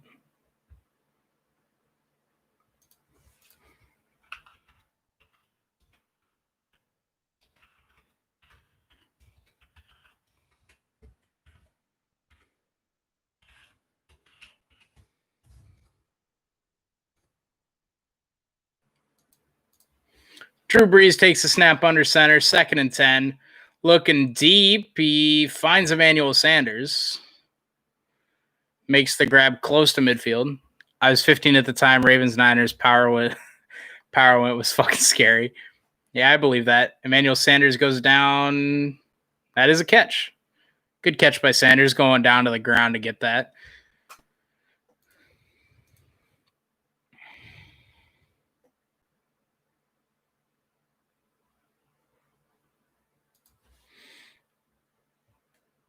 Drew Brees looking deep. Now he dumps it underneath the Kamara. Will Redmond missed the tackle.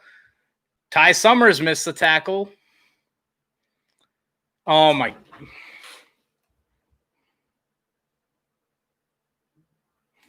I think there were 5 missed tackles on that play. I think there were 5.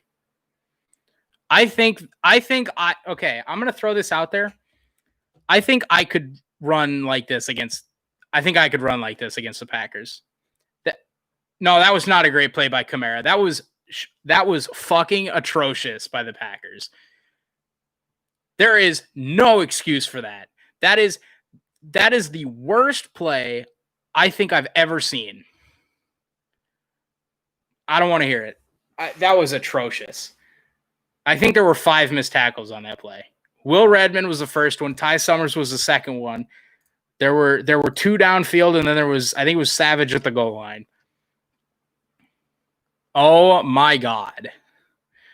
Lutz puts through the extra point to tie it up. I can't believe this.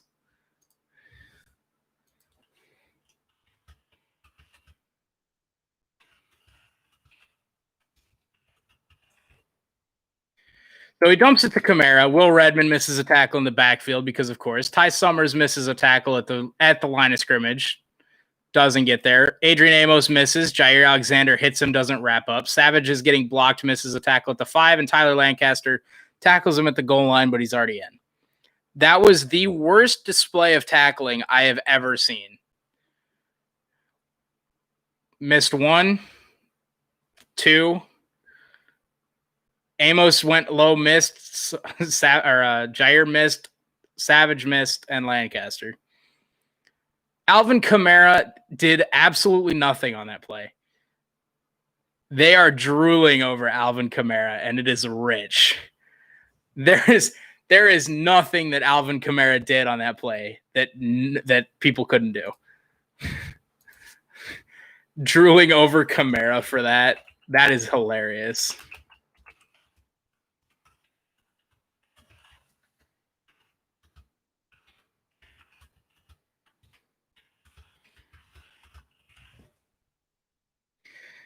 Holy shit. That was you know what? Will Redmond had him for a loss of 4.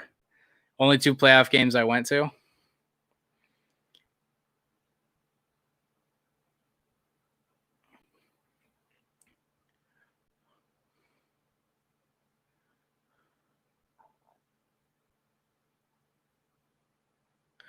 Alvin Kamara didn't do anything on that play. Alvin Kamara literally didn't do anything on that play. Will Redmond sucks. Ty Summers just missed him. I cannot believe that Will Redmond continuously gets snaps over Raven Green. Aaron Rodgers under center, play fake, flips it to Robert Tonyan again on a play action, picks up another 14 yards up to the 39-yard line. I cannot believe Alvin Kamara is electric. No, he's not. No, he's not. Okay, he is, but not on that play. He wasn't, including the Burrows. Well, in football, I went to a ton of playoff games in hockey, including the Burrows smash Game 7 in overtime. Oh, my goodness.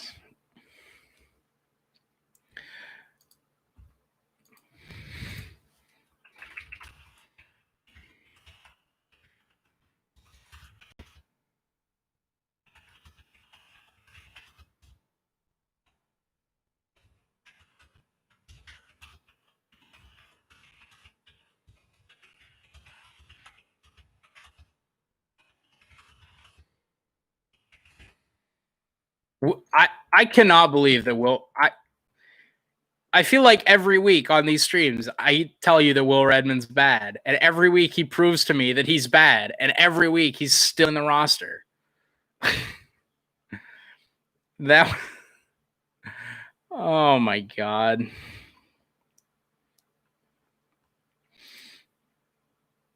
I don't know how would the Blackhawks dare to leave an explosive man like Alex wide open in overtime. Yeah. That's what happens.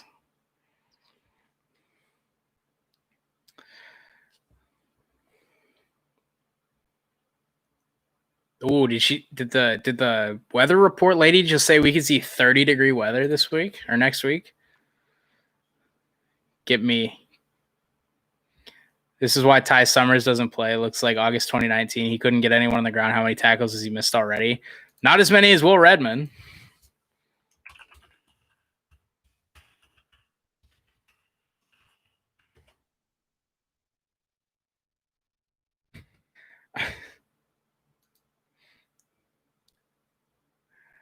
I mean, it's just pathetic. Like Chandon Sullivan's better than Will Redmond. Raven Green's better than Will Redmond. I would take Vernon Scott over Will Redmond.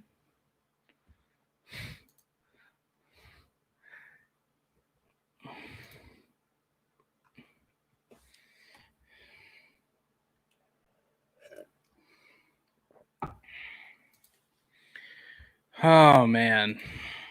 I cannot believe that play. Oh, dude, they just showed Jordy Nelson. That makes me sad. Aaron Rodgers, 14 of 23. Breeze, 20 of 24. Both over 200 yards. Drew Brees' passer rating is 143 because he throws a 2-yard pass every play, and then Kamara takes it 40 yards. Aaron Rodgers in the gun, 2 receivers to each side. Jay Sternberger in motion comes to the tight end spot. Now Tyler Ervin in motion, fake to him. Now dumps it over to Tyler Ervin, who makes one man miss. No, it's tackled by Malcolm Jenkins at the 44, gain of 5 on the play. If I was a Black Ops fan, I would not blame the Chicago goalie for that goal. Yeah. I mean, it's kind of hard when you leave a guy wide open in front of the net.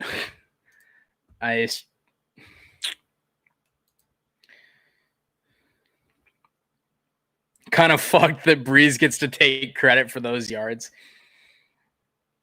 He can't even blink on that. Yeah, like I can't even blink on this defense.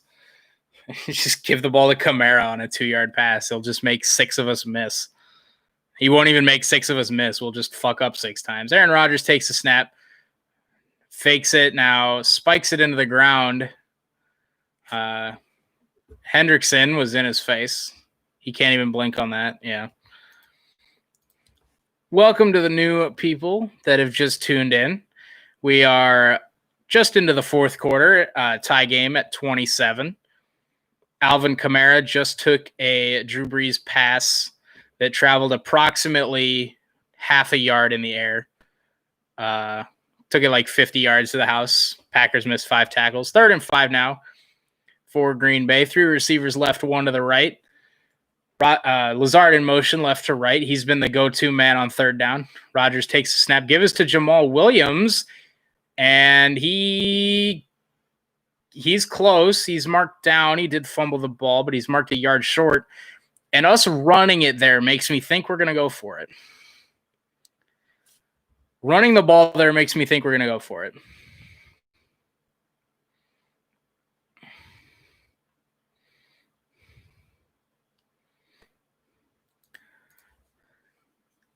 Marked a full yard short there on that draw play.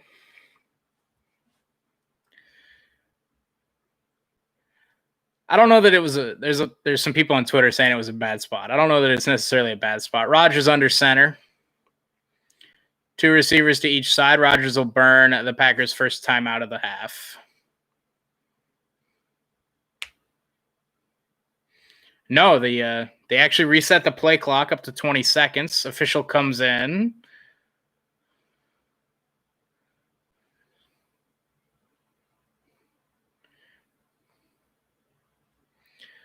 So they switched footballs. They thought the Packers were going to punt, so they brought in a kicking football.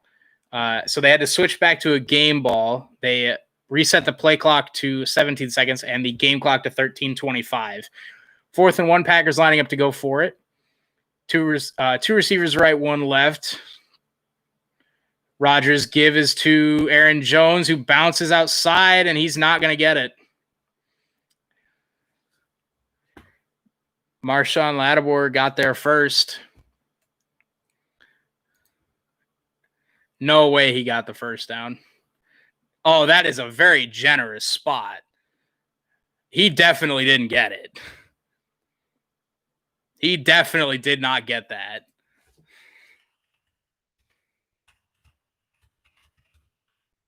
He definitely did not get it. If they spot that as a first down, if they spot that as a first down, Sean Payton's going to challenge and he's going to win it. He was definitely short. No, they gave him a first down. The challenge flag should already be on the field.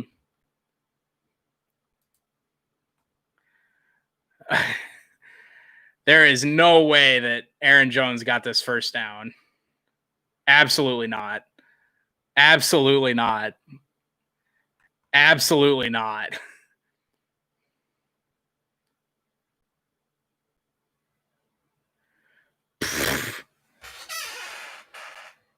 That challenge flag should already be on the field.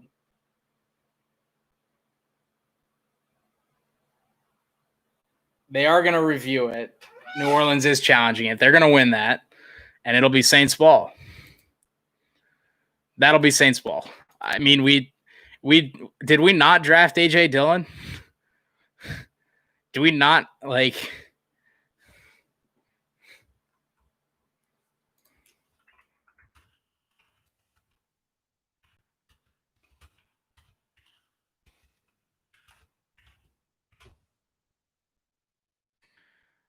People are wondering on Twitter, DeGuara is out tonight. So we ran a draw on. The only way I knew that was a goal was a horn blasting. Yeah, do we not have AJ Dillon? Like, is he dead or something? Like, I mean, it's definitely not a first down.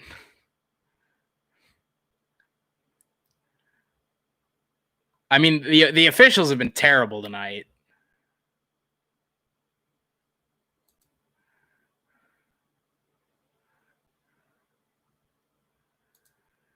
Oh my God.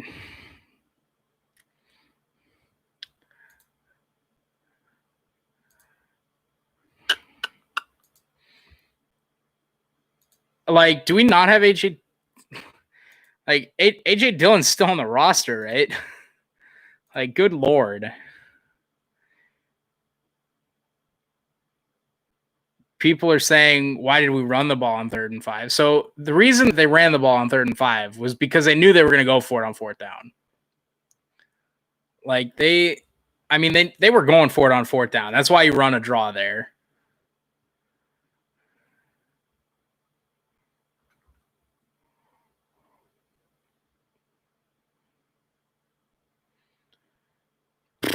My God.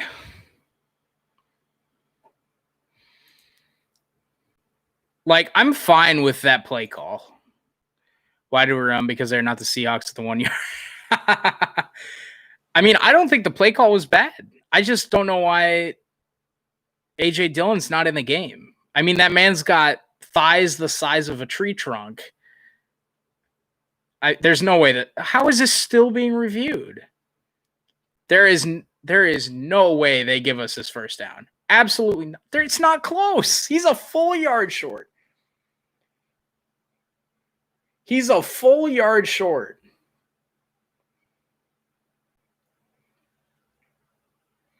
No, he's a full yard short. I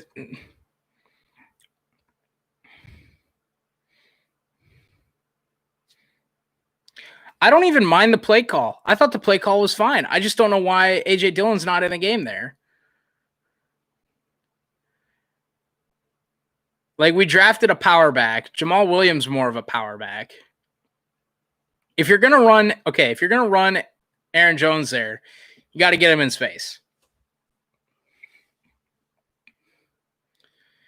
Referee coming out on the field. This will be Saints ball first down. There is legitimately zero chance the Saints do not win this challenge. I can't believe it took this long. Correct.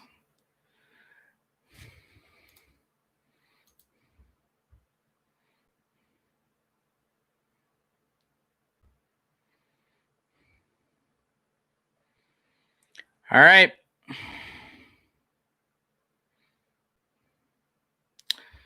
All right, let's all right, defense. Ball's in your court now. Tie game, 13 minutes to go. NFL refs always suck. You are correct. NFL refs always suck. That week in and week out. Drew Brees under center, 3 receivers left. Now moves to the shotgun set. Latavius Murray to his right. I heard him say kill, kill, kill. Drew Brees dumps it off to Latavius Murray. He fights forward, gets about 7.5, 8 yards.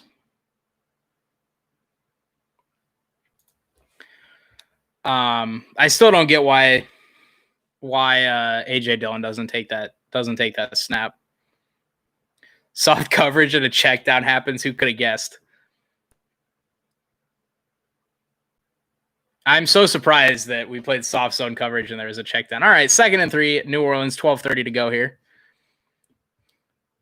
Taysom Hill in the game with an odd formation here. Zadarius Smith forced a fumble, picks it up.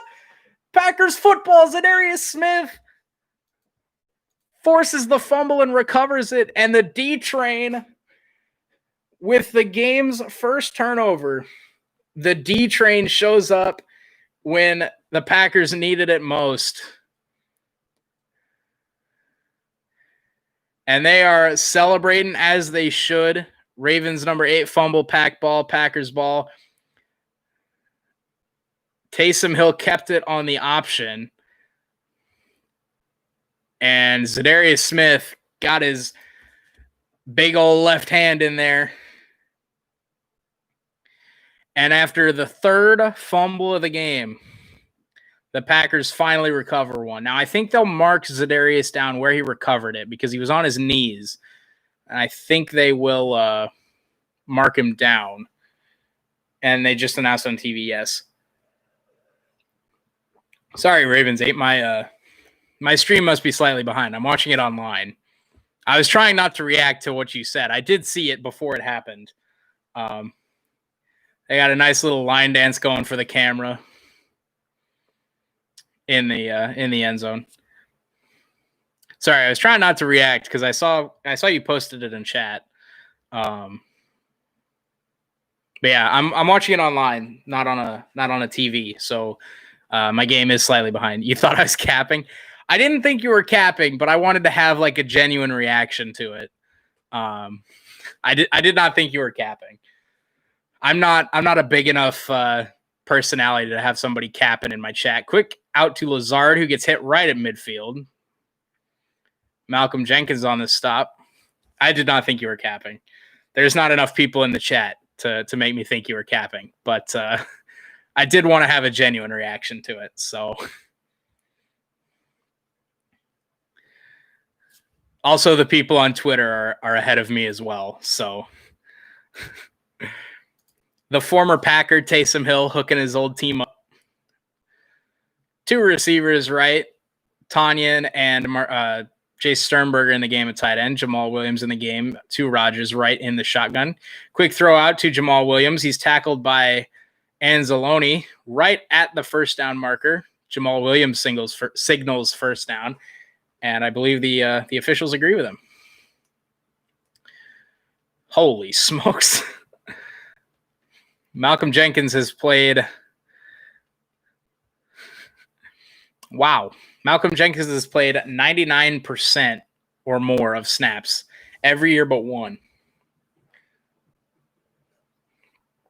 That's impressive, man. Hats off to that, man. 2 receivers right, 1 left. Aaron Jones in the backfield. Play fake. Quick dump off to Sternberger, and he'll pick up another Packers first down to the 40-yard line. That is Sternberger's first grab of the game, and the Packers are moving the ball. Fun fact. All right, I'm ready. I love fun facts, Ravens. The Packers have run these quick little play action dump-offs to tight ends very successfully today. Couple to Tanya, and this one to Sternberger. They hit Lazard on one of the first plays of the game with this same action. Ball at the Saints 35. Give is to Jamal Williams running right. Picks up 2.5, maybe 3. Fun fact, the Bills have more dildos thrown onto the field than playoff appearances in the last 20 years. I did see that. I did see that game where they had the dildos thrown onto the field. I thought it was very funny. Although I think they are going to make the playoffs this year. I do think they'll make the playoffs here. 2 receivers left, 1 right. 1 tight end in the game. Jamal Williams in the game at running back. No one picks up the pressure. Rodgers throws it away. Jamal Williams was in the area. Rodgers got hit late. 3rd and 7. Well, that's certainly not intentional grounding. Jamal Williams was standing right there. I hope they beat the Gatriots. Jamal Williams is standing right there. I hope they beat the Gatriots. 3rd and 7 here from the Saints 32-yard line. Saints showing pressure off the right side. Rodgers trying to get rid of it. Dumps it over to Sternberger, who picks up 2, but it's not enough for a first down. It'll be 4th and 5 from the 30-yard line. Mason Crosby will come on to attempt the field goal here.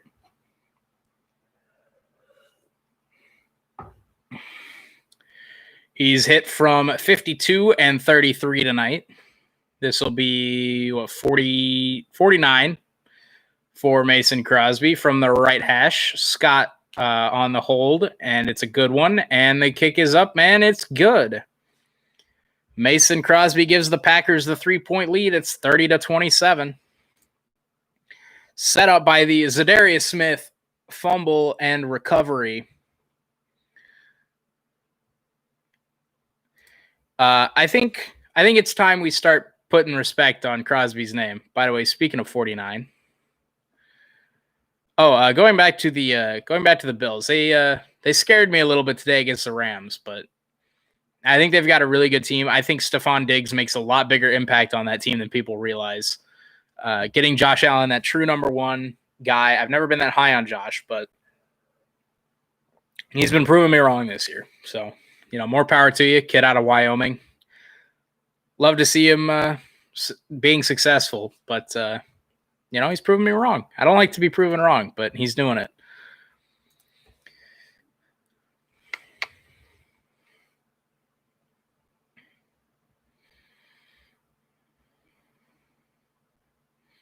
I will say I do think I like the Patriots more now that Brady's not there. And I do like Cam Newton, but I do hope they beat the Patriots as well.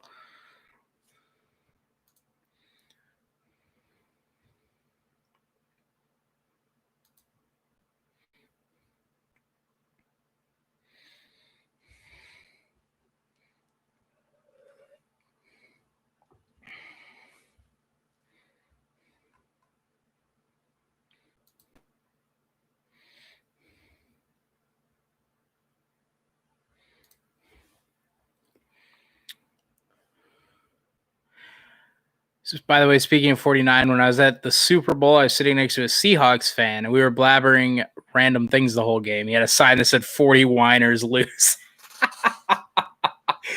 I might have to steal that one. That's hilarious. That all right, that's funny. I'm 40 whiners lose. Oh, that's hilarious. I actually haven't heard that one before. That's hilarious.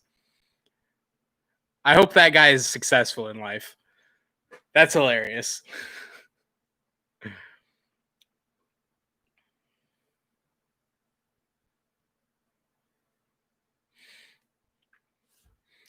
I'd buy a beer with that guy. I'd go get drinks with him.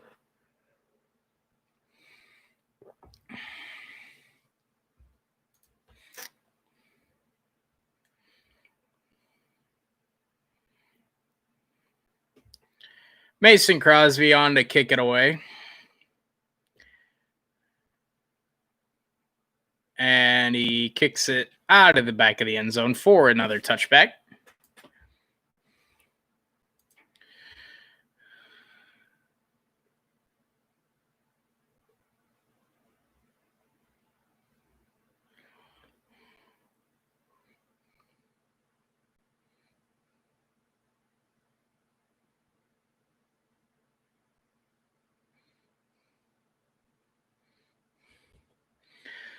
I think Rodgers would have had Lazard for a first down there. I have arrived. We are still friends up to this day. Just oh, really? That's awesome. Welcome, Sanity Not Included. Good to have you here. 30-27 Packers with 8:47 to go. It's been a very back and forth football game. Shootout as you would expect. Drew Brees back to pass, looking right, dumps it underneath. Got to see Kamara break all the tackles at work, and boy, was that unhelpful. Hey, by the way, did you see who the first missed tackle on that play was?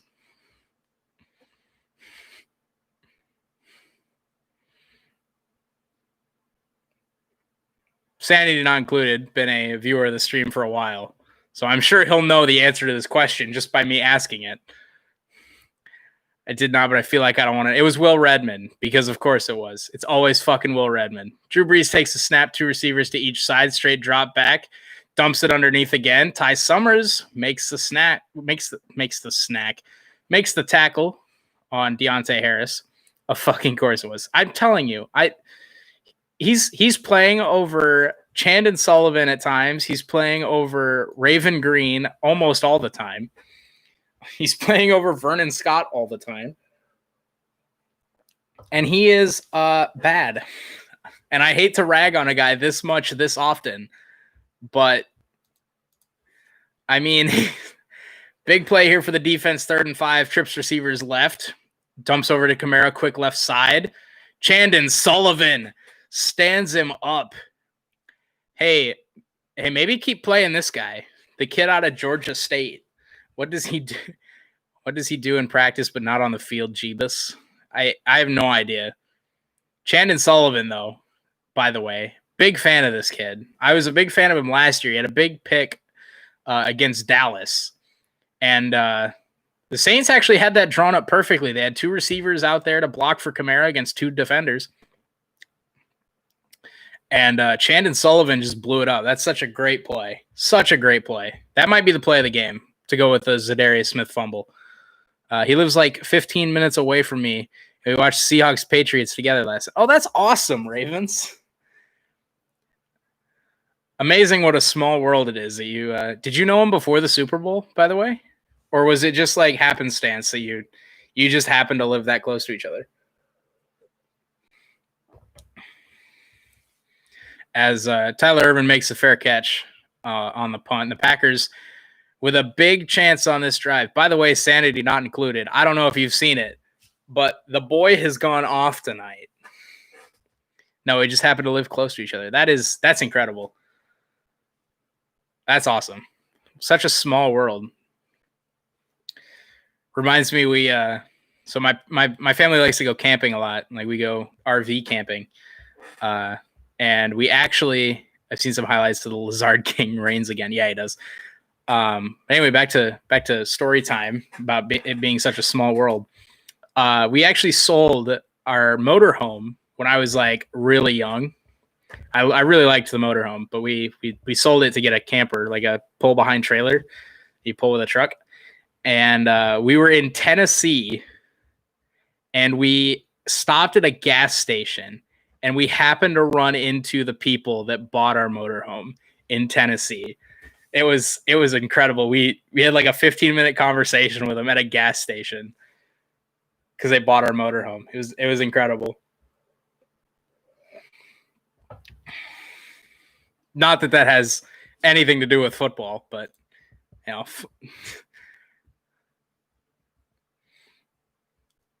I think it's funny. People are celebrating on Twitter that we made a tackle, and I don't think I've ever related to tweets more. Like, holy shit, guys, we tackled Alvin Kamara. Huge stand by the defense. They saw our tweets. Yes, they did. Cheesehead TV.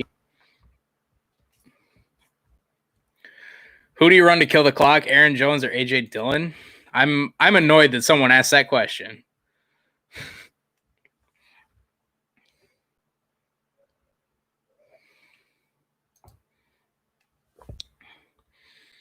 I'm upset that someone asked that question. I think if you're at the goal line, you might run AJ Dillon. But to burn the clock, I'm annoyed that someone asked that question.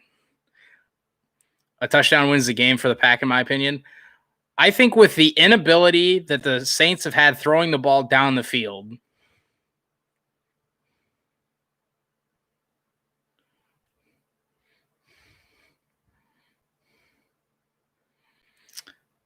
I think with the inability that the Saints have had throwing the ball downfield, it might end it. But it kind of depends on how much time we burn off.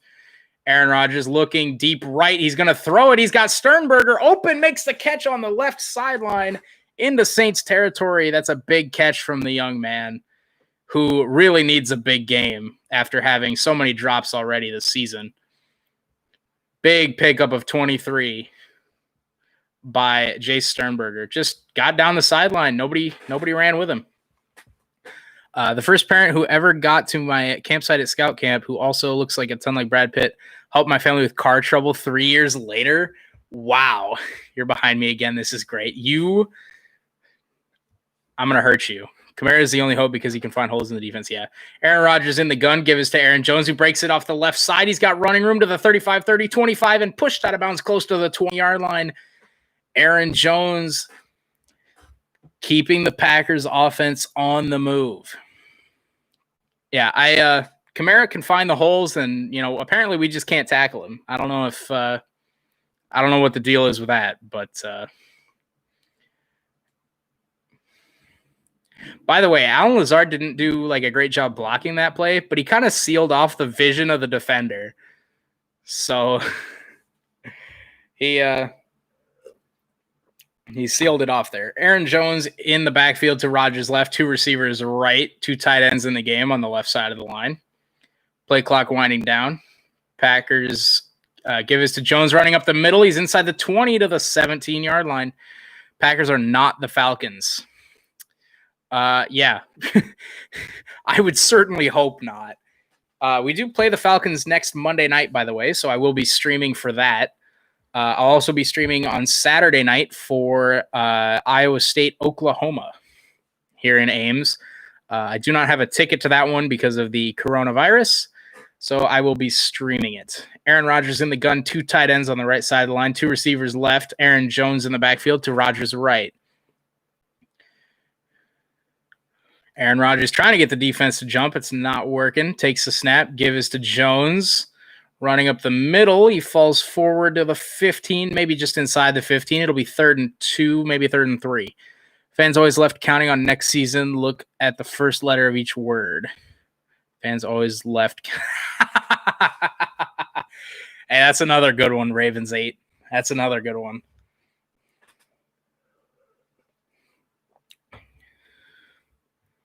Do the same and pay all the refs in orders. About to make the Falcons 0-4 and end Quinn's career for hurting us so much.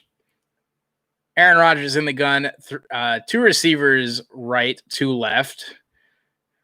Aaron Rodgers trying to get him to jump. And he got him to jump.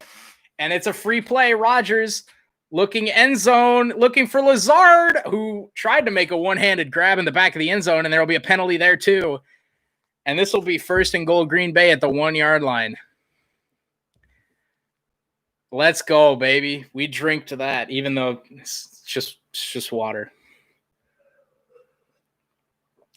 Man, if Lazard would have come down with that, y'all make them look like Patrick Steffen in 2007. I'll be honest, sanity not included. If Quinn makes it to Monday night, it's a mistake. So we got offside. That'll be declined, and then we'll have pass interference in the end zone. That'll put the ball 1st and goal at the 1-yard line. That play was a clusterfuck for the Saints all around. Yeah, it was. I mean, they got the free play. The Packers receivers know exactly what to do. Lazard's calling for it. And, yeah. He's holding Lazard's left arm that entire time. He tried to make a one-handed grab, but Lazard would have had a touchdown there if he wasn't being held. 1st and goal, Jamal Williams in the game. Packers with a chance to put it away here. Give is to Jamal Williams. Hesitates, running right side, and he's in. Touchdown. No, they're going to mark him short. They're going to mark him short here with 3.5 minutes to go. And honestly, I'm okay with it. It's burning more clock. Burning more clock. Just keep that clock going. Keep it going.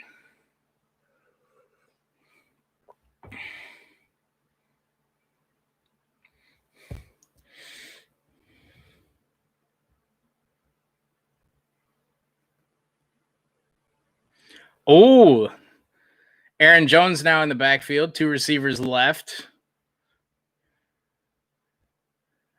Aaron Jones motions to the right side of Rodgers now. Play fake, looking left, right.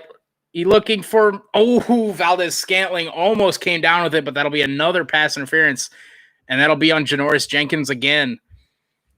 Usually when a team is down late, they would, they like pull the keeper. Yeah. Man, Janoris Jenkins had a hell of a game going, and last 2 killer penalties for him.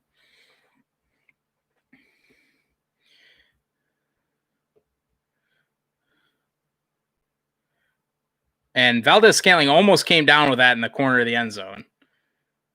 But he couldn't get his left arm to it because it was being interfered with. Aaron Jones in the backfield. 8 penalties on the Saints tonight. Alan Lazard in motion, right to left. Aaron Jones in the backfield. Give is to Jones. I think he's in.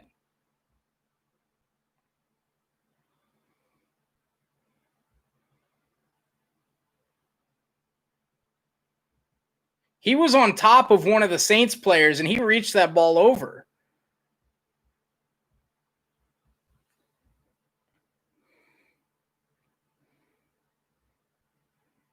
I don't think he's down. I think that's a touchdown. That's a touchdown. No. You review that, please. Or at least give it to Aaron Jones again.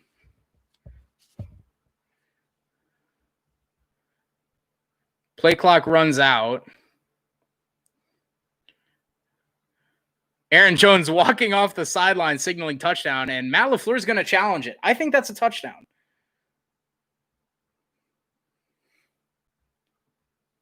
Okay, Dallas. Sorry, I'm catching up on your chat here, Ravens.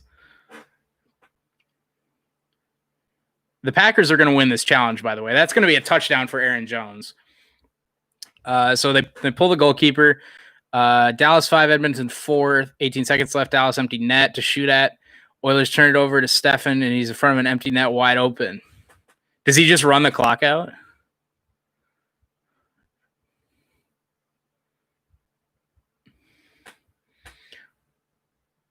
What the frick is this cat commercial? I don't like this. I don't know if you guys are also watching this game, but I don't like this cat commercial. This is really uncomfortable.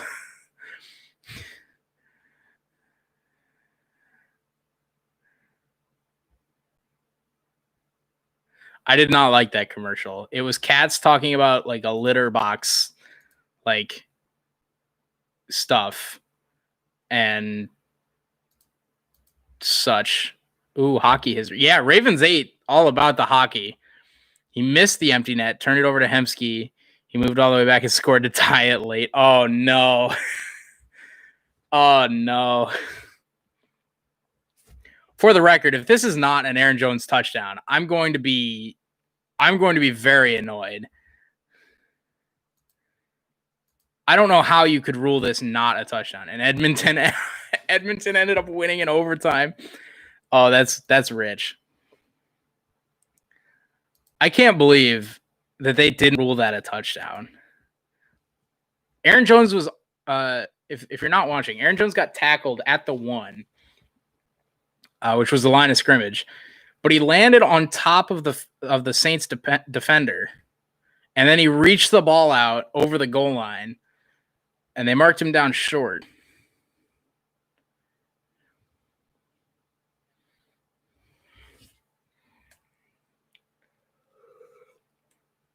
NFL refs suck. I agree. It should be a TD. Yeah, they're terrible.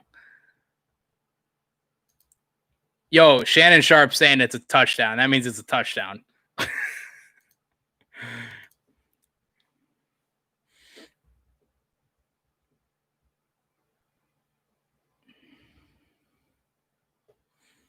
Yo, we got the weakest link commercials again.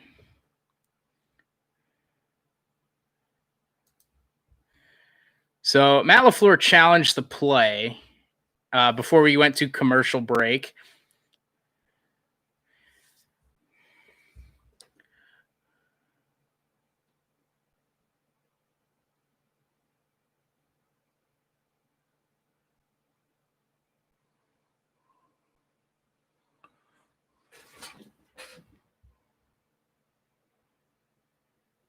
I cannot believe they kept that short. That's unbelievable to me. I mean, I'm okay with it a little bit because we get to burn more clock, like you said, Ravens 8. So we can burn this down to at least the 2-minute warning. But man,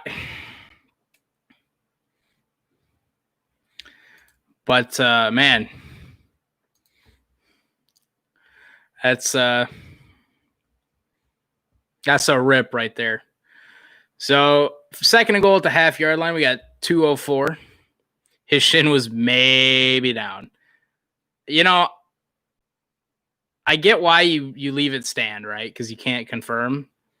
Sold out for the run, and that'll be a Robert Tonyan touchdown. Great play call by Jay Sternberger, or not Jay Sternberger. Great play call. Fuck, dude.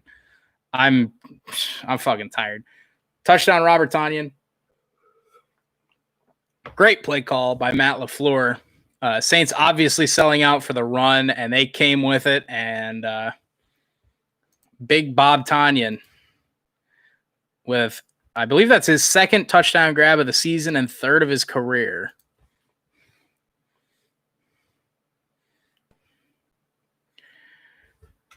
That was a really nice play design.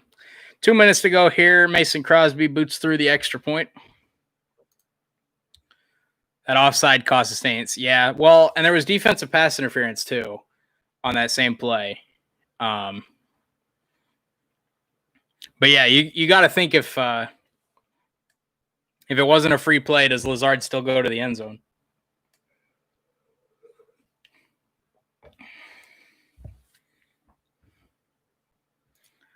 I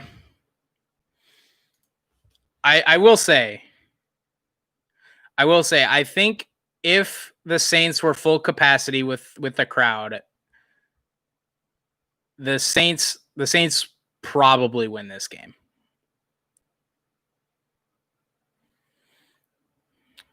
But yeah, you're right. The offside did cost the Saints because you could tell Lazard was going to the end zone as soon as he saw that. As soon as Lazard saw that, he was going to the end zone. So yeah, it's funny, they keep showing the Saints will not win. No, they're not going to win today. But if they had a full capacity crowd, I think this game would be a little different because I don't think Rodgers gets those two offsides, gets those two plays if they're at full strength for their crowd. Which told you we'd take at least one of this 3-game stretch. Hey, I figured we'd get one. I didn't figure it'd be New Orleans. And Atlanta still scares me, by the way. I know it's Atlanta, and I know they've really thrown away the last two, but that's an Atlanta team that should easily be 2-1, and they've had our number recently. So, I'm definitely not sleeping on Atlanta. 2 minutes to go here, up by 10. Mason Crosby about to cook it. Oh, I see that Superdome. Remember being there 7 years ago, and now we get to fuck up the Falcons. I certainly hope so. I would love to do that. I would love to just beat the shit out of Atlanta for all of the heartache and all of the stress that they've caused me playing us the last couple of years. Just like every time Julio Jones fucks us up. And I think this year we've got Jair healthy. We've got Kevin King healthy. I think this year it might be different, but Calvin Ridley and Julio Jones still scare the shit out of me. As Drew Brees lines up the Saints offense in the gun. Alvin Kamara to his left, 2 receivers to each side. Fires. Oh, Jair almost picked it. Oh, Jair knew the route, and he sat on it, and he almost picked off this throw to Emmanuel Sanders on the near sideline. Oh, that's one you need to have if you're Jair. That's one you got to have. 2 receivers left, 1 to the right, 1 tight end in the game. Alvin Kamara to the left of Brees. Brees looking deep over the middle. That one is complete. Up to the 43. That's Emmanuel Sanders. My prediction, Atlanta 31, Green Bay 7 at the end of the third. And then Atlanta 34, Green Bay 40, final overtime.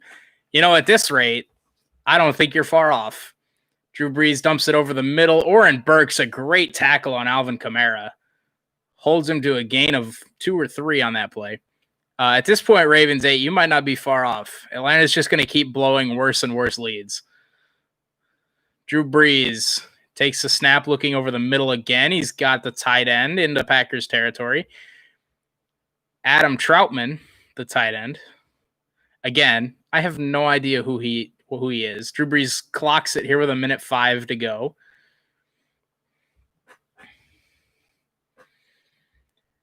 Now, Sean Payton's the kind of coach that I could see them, especially with Will Lutz as their kicker, I could see them getting into field goal range and taking 3 here.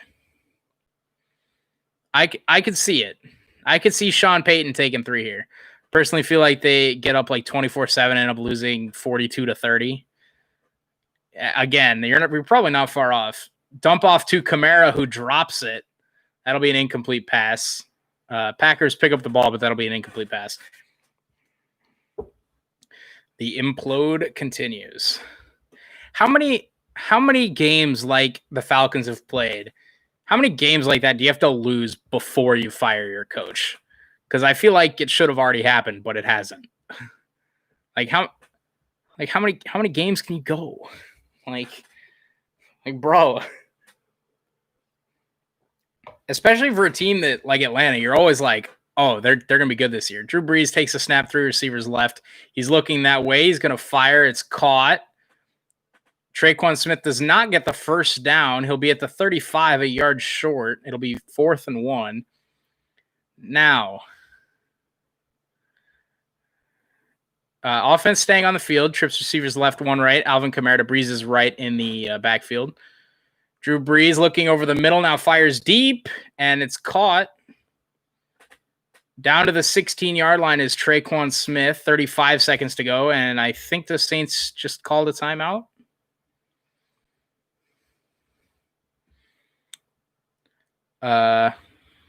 Falcons can afford to lose 0 more games until firing Quinn. I mean, you would think so, right? I mean, you would certainly think so, especially if he loses it in a row.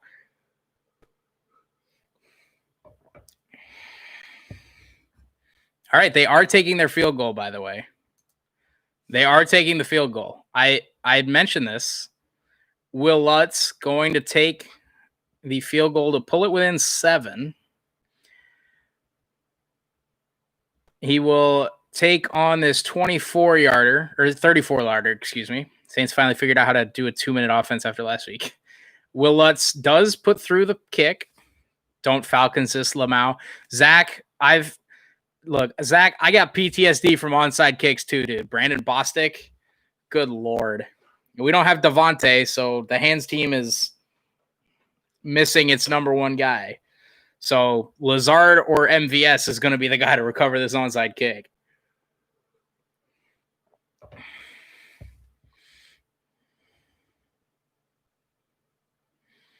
Big Bob Tonyan, 5 catches, 50 yards, and a score. Are you telling me you don't trust Allen? No, it's not that I don't trust Allen, Zach. It's that I don't trust the people blocking to not jump in front of the ball and knock it away from the guy that's supposed to catch the ball. I trust Allen Lazard with my life. I got his jersey. I got Iowa State, everything. I don't trust the rest of the people. All right, yeah, fair. Because frickin' Brandon Bostic jumped in front of Jordy Nelson. Otherwise, we're in the Super Bowl that year. All right. Knees weak. Arms are heavy. Palms are sweaty. Mom's spaghetti, whatever that song is. And it's Morstead and Lutz both lining up. Morstead laid it down. Will Lutz also out there. Timeout Green Bay. By the way, the 2 people that were lined up to receive the onside kick were, in fact, Lazard on the near sideline and Robert Tonyan on the far sideline. It's okay. We won't stare at it for 10 seconds. Yeah, that's true. I don't think that'll happen. Someone make sure we didn't sign Bostic again. Good Lord, dude. I'm gonna if New Orleans recovers this. I also don't like that Morstead and Will Lutz are out there because oh God, here we go, boys. 32 seconds left. And they're gonna do the they're not using a T, they're laying it flat on the 35. Will Lutz, Thomas Morstead both there. Now Morstead motions to the side. It'll be Will Lutz to take it.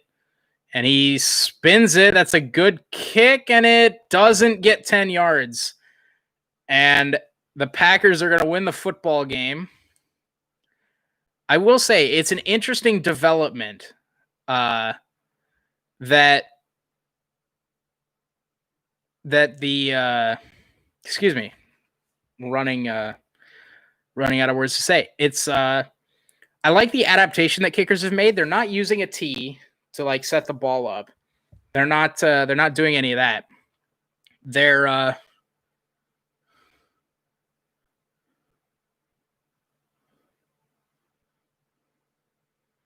and I will say very smart by the Packers to let that go out of bounds.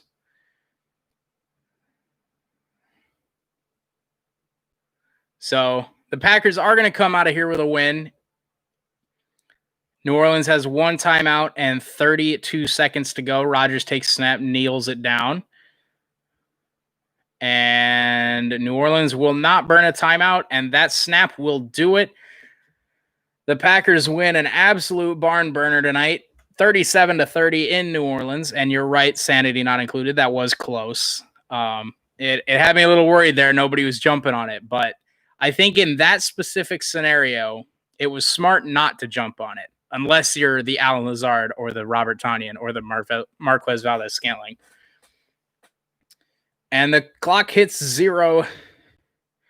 And I saw exactly where I was 7.5 years ago. Nice. You love to see it. Hopefully, we will have Devontae back next Monday. He's got an extra day of rest here. Going to celebrate this win tonight, go to class tomorrow morning and cry my freaking whatever.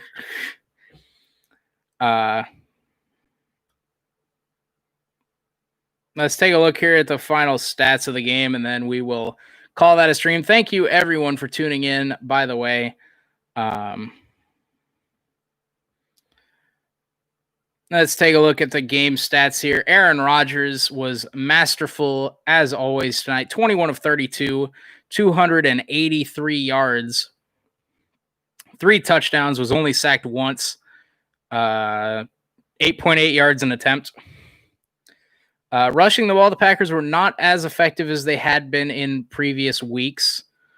Aaron Jones, 16 for 69 yards and a score. Nice. Jamal Williams, excuse me.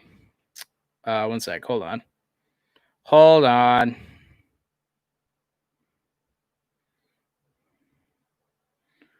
Phone did a dumb. Hold on. Have a good night, you two. Ravens 8. Thank you for tuning in. Hope to see you back next week, Monday night for Atlanta Green Bay. We'll be streaming for that game too. You also have a good night as well. Jamal Williams 6 for 14, Aaron Rodgers 2 for 12, Tyler Ervin had a carry for 5 yards, and Lazard had a carry for -2. Receiving the ball, Lazard, Tonyan, and Sternberger were the 3 main targets tonight.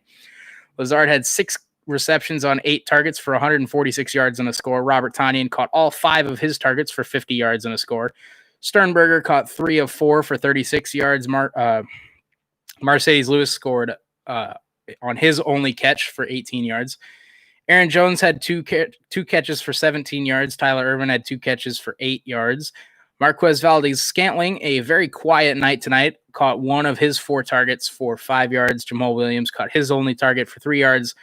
Darius Shepard was targeted but did not make a catch. J.K. Scott only punted the ball once for 38 yards. Mason Crosby was 3 for 3 on field goals with a long of 52 yards and made all 4 of his extra points. He was also 2 of 2 beyond 40 tonight. He continues to be stellar. Ty Summers led the team in tackles with 8. Kingsley Kiki had both of the Packers' sacks. Zadarius Smith, Oren Burks, and Kingsley Kiki all had forced fumbles. Zadarius Smith, the only one to recover one. And the punt returns and kick returns were basically null and void. So we will see you guys next week for Packers Falcons. I will also hopefully see you guys next week for a big matchup in the Big 12. We got Iowa State, Oklahoma. I will not be at that game, unfortunately. I was not one of the students selected, so we will be streaming it. So yeah, players of the game: Aaron Rodgers, Alan Lazard, Zadarius Smith. I certainly agree with that. Alan Lazard, a career high of 146 receiving yards. That'll conclude. Actually, wait, hold on. They're talking to Aaron Rodgers.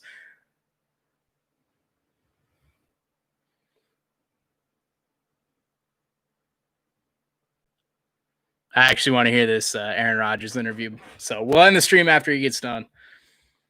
He's got a 121.1 passer rating, second highest through 3 games, only worse than his 2015 season.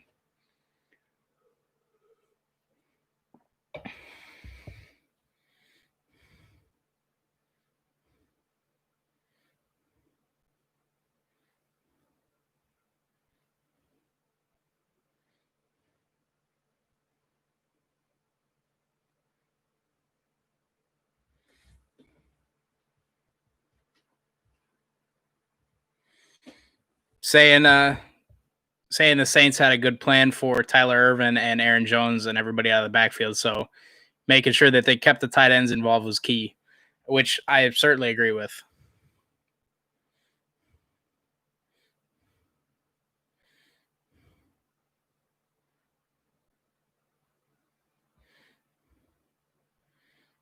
Rodgers saying that Lazard stepped up when he needed to because they were shading over towards Marquez, who it definitely showed. Like I said, only one catch on 4 targets. So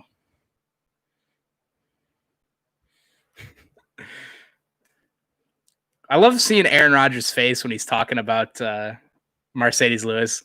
He's always got a smile on his face when he's talking about big dog.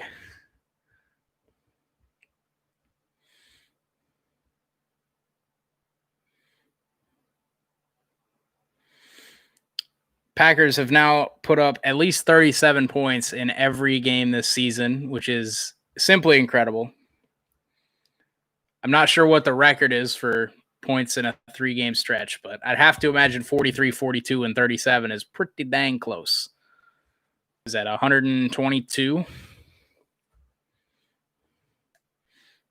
right. That's going to do it for me on the stream. Like I said, hopefully see you guys next Saturday night and next Monday night for Iowa State and Green Bay games, respectively. Iowa State taking on Oklahoma here in